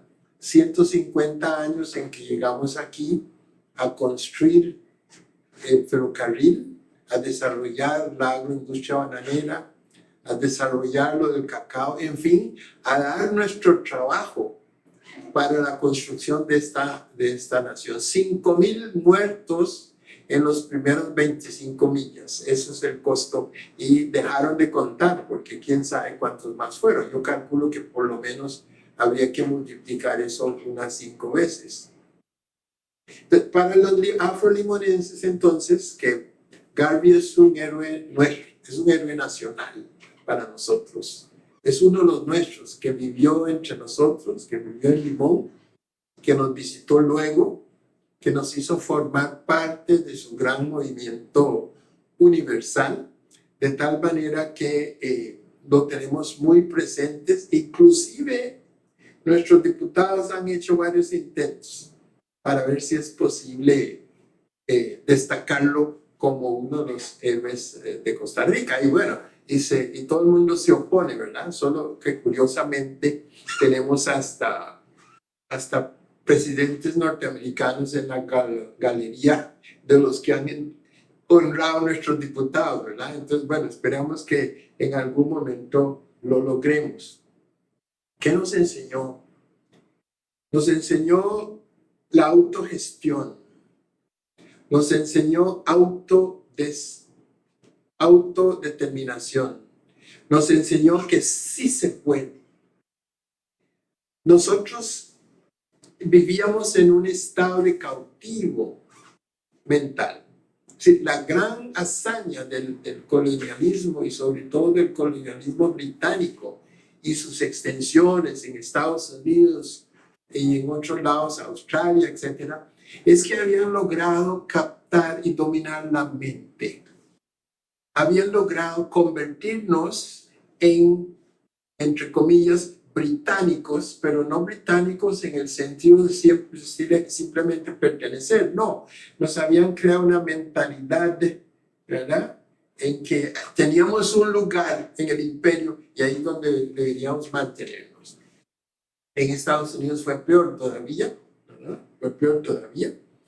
Y entonces, claro, no es de extrañar que hubo oposición dentro de la misma comunidad negra. El otro día alguien conversando conmigo me decía, pero los propios negros se le oponían. Yo ahí sí, claro, los propios blancos se pusieron a Hitler, ¿no?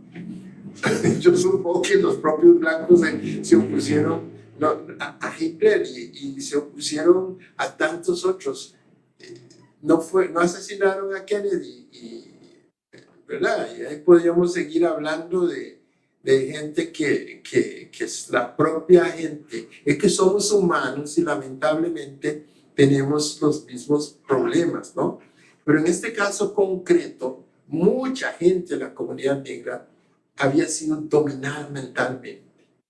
Y muchos de ellos estaban asociados, ¿verdad?, con el criterio de que pórtate bien, compórtate bien, edúcate lo mejor posible y vas a ver que tu situación va a mejorar gradualmente. Famoso gradualismo, ¿verdad? Pero poco a poco, no solamente logró Garvey influir sobre las grandes masas que creyeron en él, sino que toda la comunidad negra poco a poco fue dándose cuenta a nivel mundial del valor de su mensaje. Comenzamos a ver que ese es el camino. Ese es el camino. Al punto de que Du Bois, que tanto lo enfrentó, ¿verdad? Du Bois, llegó a reconocer su aporte. Yo recuerdo haber visto el padre Francis Harrison, un sacerdote anglicano de origen de Barbados. Había estado muy metido en el movimiento de Marcus Garvey, completamente metido. Cuando la cosa bajó, comenzó él decidió irse a Brasil, pero pasó por Puerto Limón para conseguir la visa para continuar a Brasil y por X o Y, no sé por qué, se quedó en Costa Rica, ¿no? Muy amigo mío, uno de mis mentores. Y recuerdo que llegué a su casa y lo vi llorando. Digo, padre, ¿pero qué le pasa? Un hombre ya de 90 y pico de años. Estaba llorando. Me dice, acabo de leer, no puedes creer lo que acabo de leer. Du Bois dijo, ya estando en Ghana, dijo, el negro más grande del siglo XX es nada menos que Marcus Garvey. Du Bois, su enemigo declarado, ¿verdad?, llegó a reconocer the greatest negro of the 20th century was Marcus Garvey, ¿no? ¿Qué nos enseñó? Ustedes van a ver que la gran cantidad de estados africanos que tienen los mismos colores en su bandera. La estrella negra en su bandera. Malcolm X, Martin Luther King, Mandela, Kwame Nkrumah, todos ellos reconocieron que habían sido influidos por la doctrina, por la prédica. No es por necesariamente que lo habían conocido personalmente. En algunos casos, sus papás habían sido parte del movimiento. En otros casos simplemente llegaron a conocer, ¿verdad? Y llegaron entonces a pasar por el proceso al cual Bob Marley nos ha llamado tantas veces. Hay que liberarse de la esclavitud mental. No basta no ser ya esclavos desde el punto de vista físico. Hay que liberarse de la esclavitud mental. ¿Qué nos enseñó? Se enseñó a ser que somos capaces. Imagínense un señor en ese tiempo construyendo una línea naviera, una cruz roja, cruz negra, etcétera, etcétera. Es decir, empresas por todo el mundo basado en la autogestión. Up Your Mighty Race, ¿sí? Nos hizo creer y recuperarnos a nosotros mismos.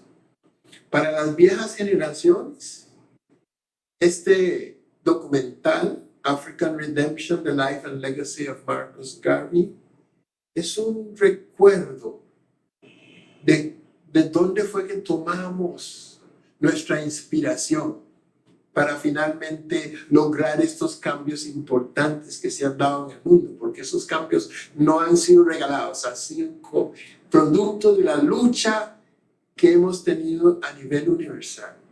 Y para las nuevas generaciones, el retrato vivo de quien esperamos también les sirva de ejemplos.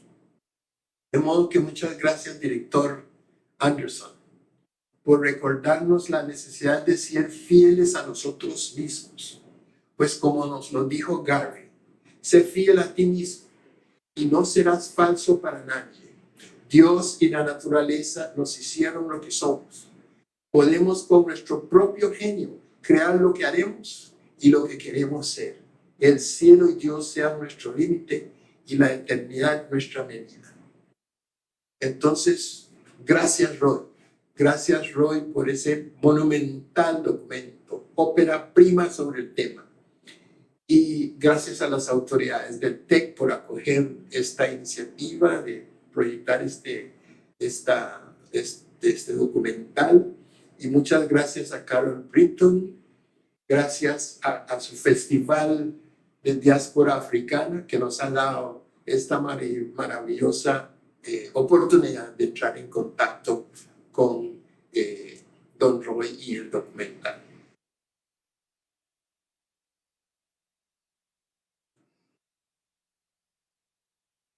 Eso es.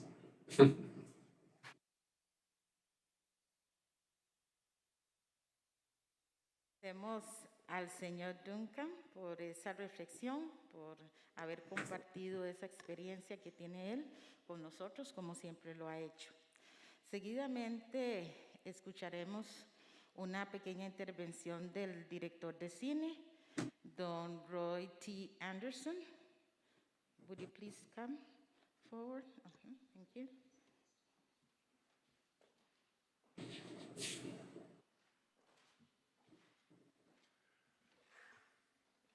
Thank you, Professor Kennedy. Thank you, Carol Britton from the festival, for the invitation to come to Costa Rica for the second time, and even more pleased to be here for the second time. And I'm so thankful for all you in the audience who decided to invest of this 2 hours of your time to come and witness a history lesson. I'm telling you, I'm so honored to be on the same platform as Senior Quince Duncan, and honored by his kind words for my documentary.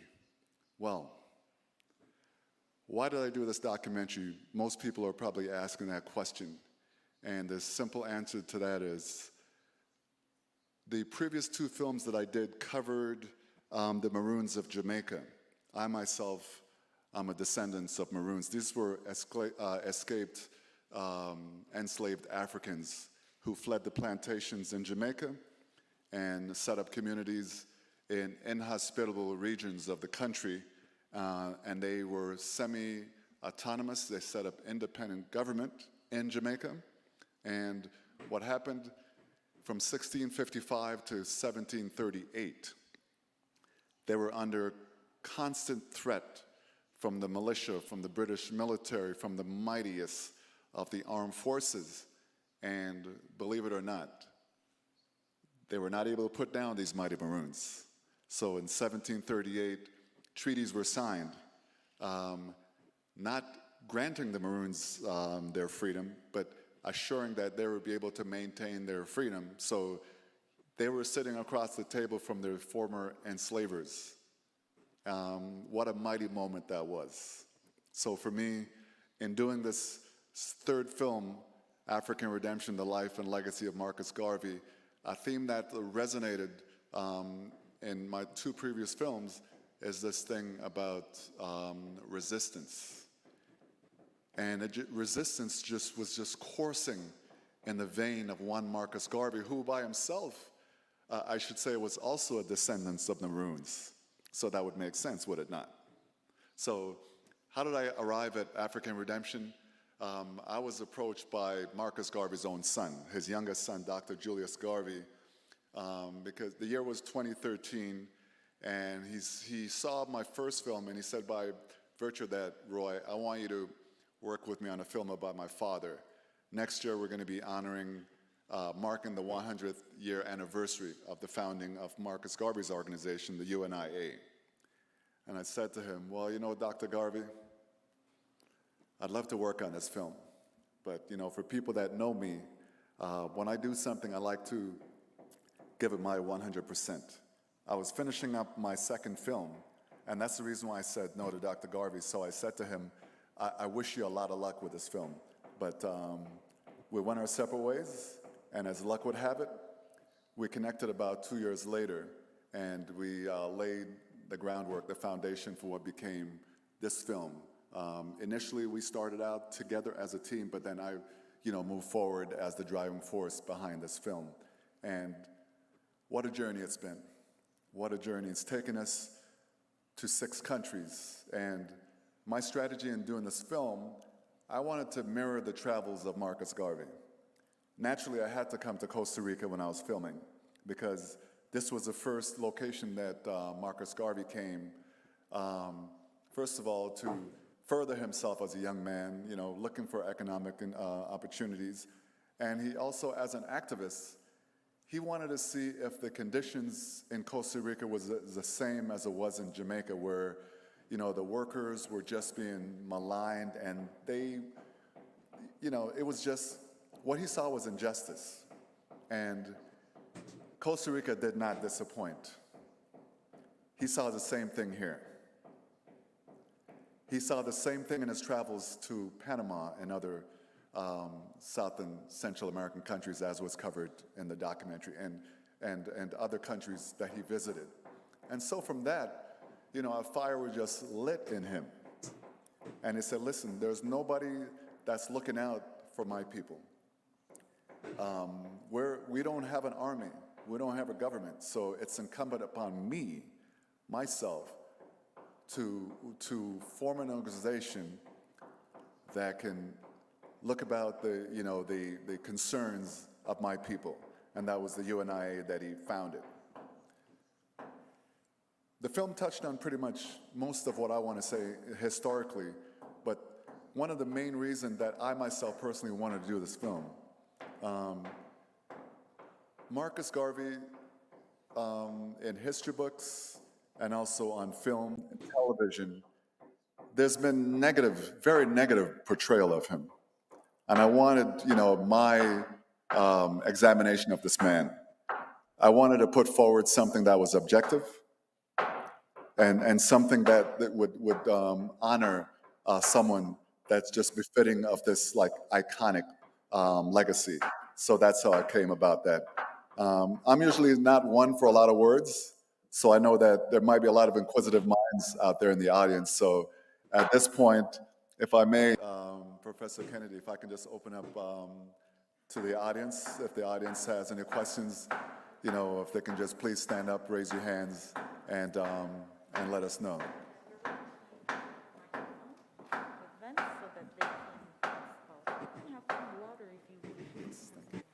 So we have a couple of microphones that's coming out, and Professor Kennedy will hand it to anyone out there who would like to ask a question or two of myself or Senior Quince Duncan.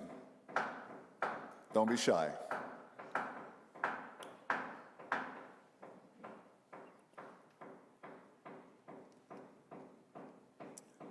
And by the way, Costa Rica is a very special place for Garveyites. I often say to other people that study Marcus Garvey that there is no other place in the world that I've seen the admiration for Marcus Garvey than this Costa Rica.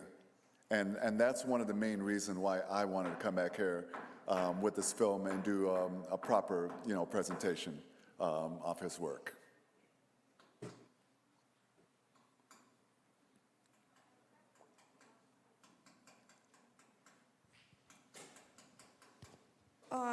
As a person in Costa Rica, I know systematically Afrodescendant history has been erased, like we're not educated in it.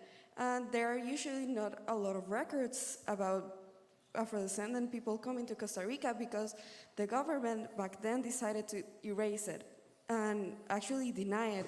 So wasn't it hard for you just to find the information, to find the people, because it's been really hard like nowadays to find that information. I actually had like the opportunity to start learning about that part of our history as Costa Ricans like later in my life. I'm 16 years old and I was allowed to that kind of information until I was 13, and it was because I had to start searching for myself. So how was your experience looking for it? Because I know it's not everywhere, at least here in Costa Rica. It's been quite erased systematically. So I would like to hear about what was your experience looking up for that information, that history, that culture right here in Costa Rica. If I understand your question, you're wondering where was I able to source the information on the Afro-Costa Rican history? That's the question? Well, if you look on the screen, I have to really give credit to man, Senor Quince Duncan, who really is keeper of the history. He's legendary in the realm of history and storytelling. So maybe Mr. Duncan can speak to that in terms of preserving our culture and history, especially here in Costa Rica.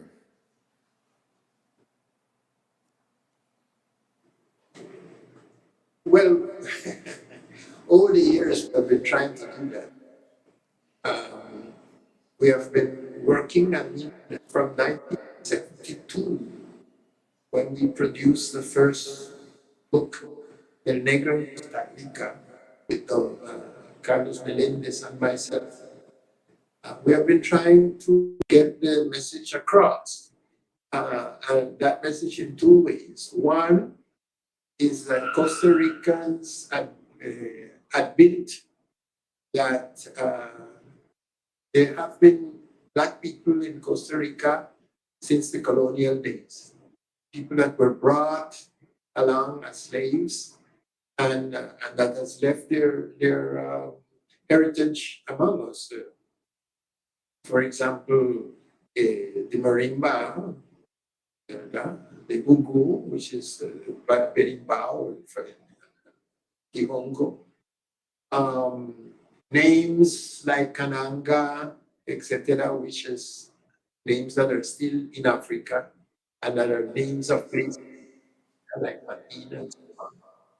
And we have tried then for them to understand the importance of the second great group in immigration that came from the Caribbean, and that has been to build up the railroad and to make Costa Rica one of the great exporters of coffee and so on. No?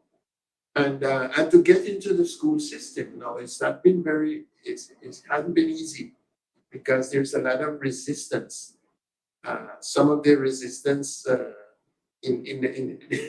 with arguments that really impresses one, like that is racism. Don't destroy. You're destroying the unity for people. Why should you have a month for yourself, a day for yourself? What about the rest of us, etc., etc.? There's all sort of arguments going on. And as you write in your film, we saw that, no? But yes, that is what we have been trying to do, and fortunately, I guess the awareness is growing.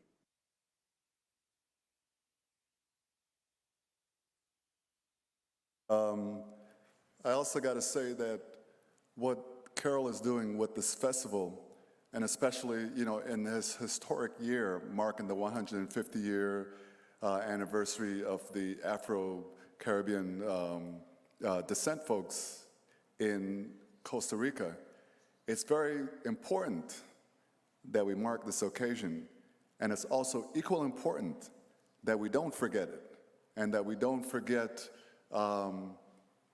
the folks that came before us, the contributions that they made. If I can just sidetrack for a second, the country where I live, the United States, there are some forces there who are trying not only to silence our history, but to erase it. They have something called critical race theory. That's a fancy name they used to describe the study of systemic racism. These folks will tell you that, oh, there's racism in America is not systemic. You know, that's someone's imagination. So anyone who brings that up in the classroom, I think we might have to bring them up on charges.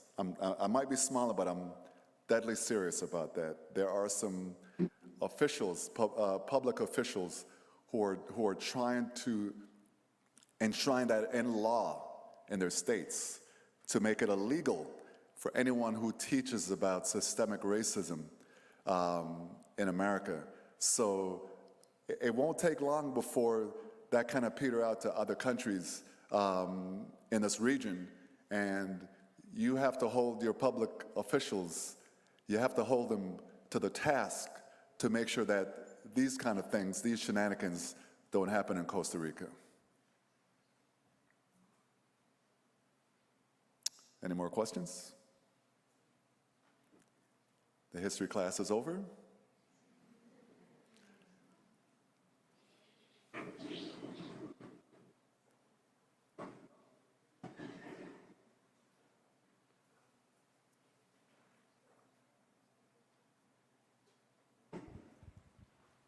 Okay, my name is Sebastian Rodriguez, and I would like to know, while learning from this history, what would you say was the most impact thing that you learned about Costa Rica? Well, let me tell you this. There was a film that I watched about Marcus Garvey. I'm not going to say the name of the film, but when Marcus Garvey was deported from the United States in 1927, heading to Jamaica, he passed through Cuba and then Costa Rica and then Panama, then make it to Jamaica. In this film that I watched, it said Marcus Garvey arrived in Jamaica, broke and penniless. Kids were throwing rocks at him. He was like salt of the earth. But can I tell you this? And this is why I think, you know, for folks who really study Garvey, Costa Rica holds a special spot in their heart. He received $20,000 US in contributions from Costa Rica in 1927. They didn't seem fit to put it in that film when he arrived in Jamaica. You want to take a guess why they wouldn't want to do that? They don't want to have anything positive to say about Marcus Garvey. But Costa Ricans can be proud. Costa Ricans can be proud of how they helped to elevate, you know, Marcus Garvey and what this man stood for. You know, at a time, $20,000 in 1927 was a lot of money. And they put it in his pocket. And he was able to go back to Jamaica after he was released from Atlanta Penitentiary and was able to buy his family a nice home in a well-to-do community in Jamaica. So Costa Rica deserves a hand for that.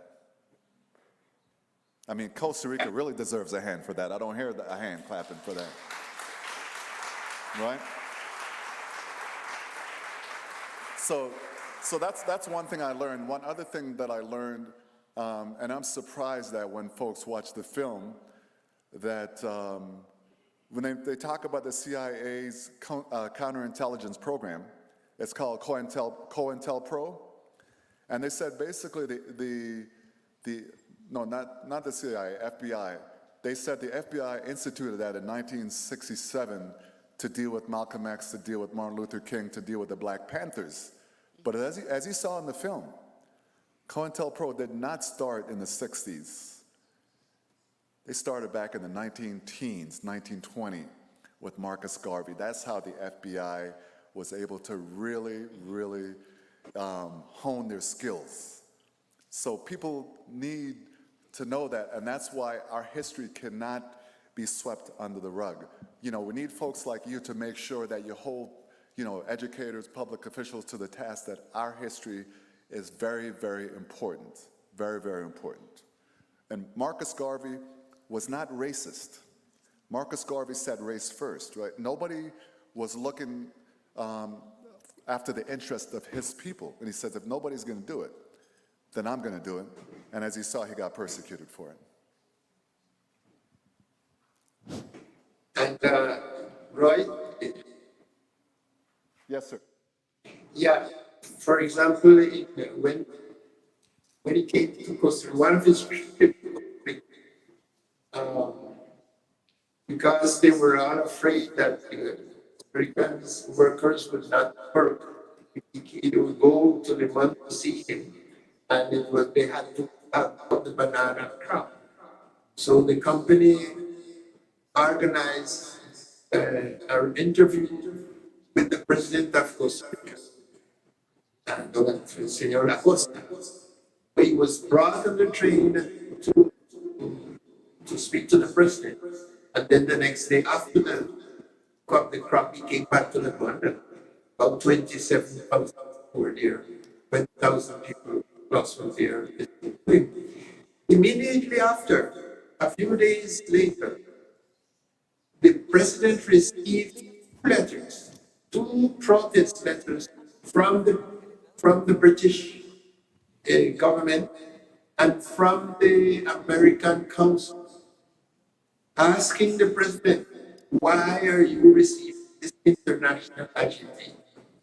In other words, not only were they persecuted him in the United States, but this was a universal. Wherever he went, they were after him. He was, to all the officials around the world, Marcus Garvey was a marked man. And it's so funny. I think Amazon announced that it was getting ready to do a feature film on Marcus Garvey, and guess what they called the name of the film? The Marked Man. Anywhere he went around the world, there was a bullet, there was a bullseye on his chest. And I think something that we didn't cover in the film, the newspaper that Marcus Garvey published, a lot of folks, they risked their lives to make sure that his words were able to reach all four corners of this earth. And, and because of that, you have, the folks in South Africa, the early people that formed the ANC, the African National Congress, they, along with Kwame Nkrumah, along with Malcolm X and all those, these folks were influenced by Marcus Garvey. And as Senor Duncan said, Africa is replete with symbols of Marcus Garvey, the black star, the red, the black, and the green. It just shows you that, though the man is no longer with us, as they say, Marcus Garvey lives. Marcus Garvey really lives amongst us. We have a question? ¿Aló? Buenas tardes, querido Roy. En primer lugar, quería agradecer el que estés acá en el marco del festival y que podamos estar en el Instituto Tecnológico. Y me gustaría que pudieras referirte al movimiento que existe sobre el Pardon Marcus Garvey. Si le pudieras hablar a los muchachos sobre esto y cómo pudiera haber alguna relación con tu película y este movimiento de el perdón a Marcus Garvey por la criminalización que sufrió por las autoridades norteamericanas. Gracias. Thank you very much for that question. As we covered in the film Ad Nauseam, J. Edgar Hoover had it in for Marcus Garvey before he had a chance even to breathe a breath in New York. He said this was an undesirable alien. We want to find any way that we can excommunicate him or kick him out of this country. This is before Marcus Garvey even got up on his ladder, in Harlem and started preaching to the masses. But more to the question that you just asked, there's a young lady named Karen Hunter in the United States. I don't know if you all are familiar with the whole saga about the Confederate flag in South Carolina. Probably not, right? But let me just give you a brief, quick history lesson on that. The Confederate flag represents, the 13 states of the Confederacy in the United States, and these were the states that really were pushing for slavery not to be abolished. So in 2015, I believe, 9 people were assassinated in a church in South Carolina, and that just led to a lot of activism in the United States. This young lady, Karen Hunter, decided that something has to be done. So she organized a petition and was able to get over 500,000 signatures in 3 days to say that this Confederate flag, this symbol of racism in the South, needs to come down. And believe it or not, what she did, her and other activists, they marched all these signatures to the governor's office in South Carolina. And within weeks, these flags came down. So she thought maybe, this is Marcus Garvey's 135th birthday just a couple of days ago. Maybe we can start another petition. So she tried. She was also trying to get 500,000 signatures in 3 days. Unfortunately, I think as we are right now, we're at less than 10,000 signatures. The campaign still continues. And the reason why signatures are so important, if you get, with a petition, at least 100,000 signatures, then that'll force a response from the President of the United States to say, well, I'm going to address this. Because people really and truly feel that, Marcus Garvey was wrongfully convicted. And I think that if this current petition, if this current campaign fails, it's going to fall on people, young folks like yourself, to go and talk about this. Speak to your friends, get on social media. The hashtag right now is Free Marcus Garvey. So if you go to your phone, it's hashtag Free Marcus Garvey. You can go to the website Free Marcus Garvey and send it to your friends, and that can start a movement around the world. But even if still we fall short of that 100,000, my film is going to continue, and I think it'll serve several functions. I think it'll serve to help revive, the memory, or not revive, but preserve the memory of Marcus Garvey. It'll help the UNIA organization, those that are trying to really raise themselves up. And just, if nothing else, I think it means that our history cannot be silenced. Would you agree, Senor Duncan? Yes, I do. Absolutely. Absolutely.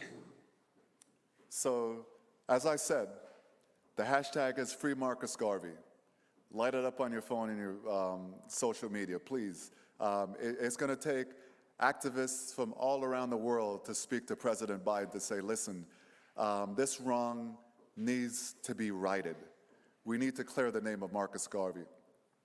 When I did this film, I didn't set out as an activist filmmaker, but I realized, in showing the film at different countries around the world, that this film can be an agent for change, and it's something that I've embraced. So I want to thank you. I want to thank you all so much for your patience and for coming. We have one last question there. Thank you, Mr. Roy, and Mr. Quince also. My name is Roy Cameron. I have a question. You said when Garvey was deported from the U.S., he received support from Costa Rica, $20,000. And if I don't understand wrong, in his native Jamaica, where he was received by rocks was thrown at him, is it so? No truth to that. Not true. Okay. No truth to that. Okay. I understand that. But anyhow, did he receive the same support in Jamaica as he received in Costa Rica? Not only monetary, but I mean to say people helping him to in his movement. Did he receive equal support or even more, I would say, from Jamaica? That's a fantastic question. Why do you think Marcus Garvey left Jamaica in 1935?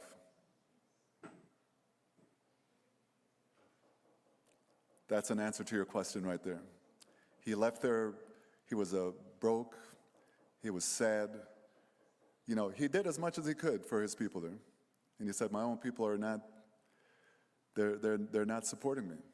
So he thought, you know, let me go to the UK. I could make things happen from London.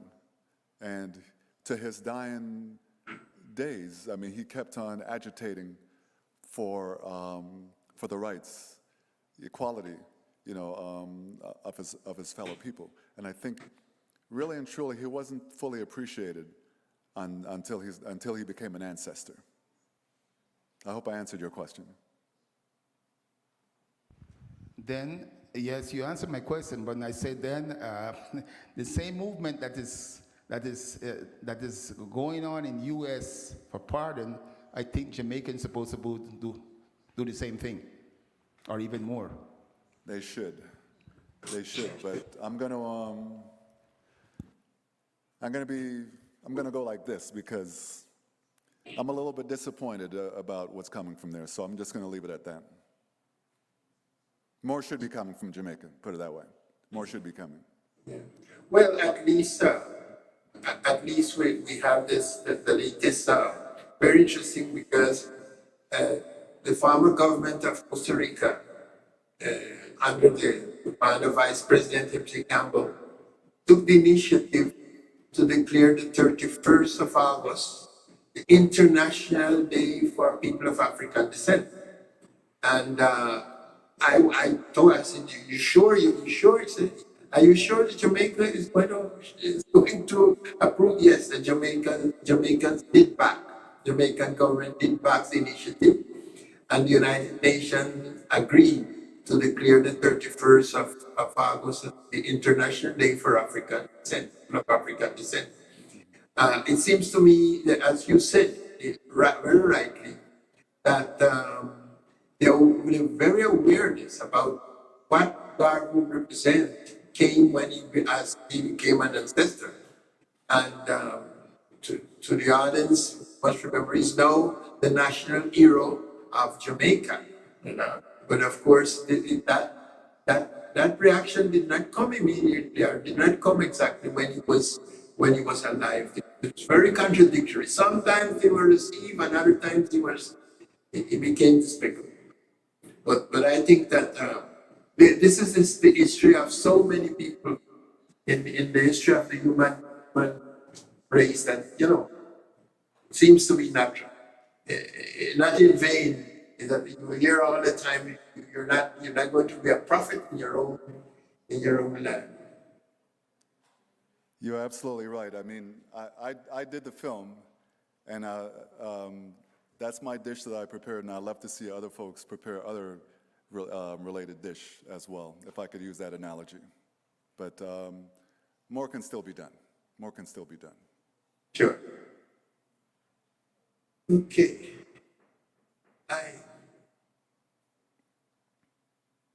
I have other appointments, and we're doing other works here in Lebanon, so I guess I will have to retire at this moment. And I want to thank Dr. Kennedy and Carol and you, Roy, for this opportunity to speak about this so great project of yours. And so I guess we will see each other in San Jose later this month. Thank you, sir.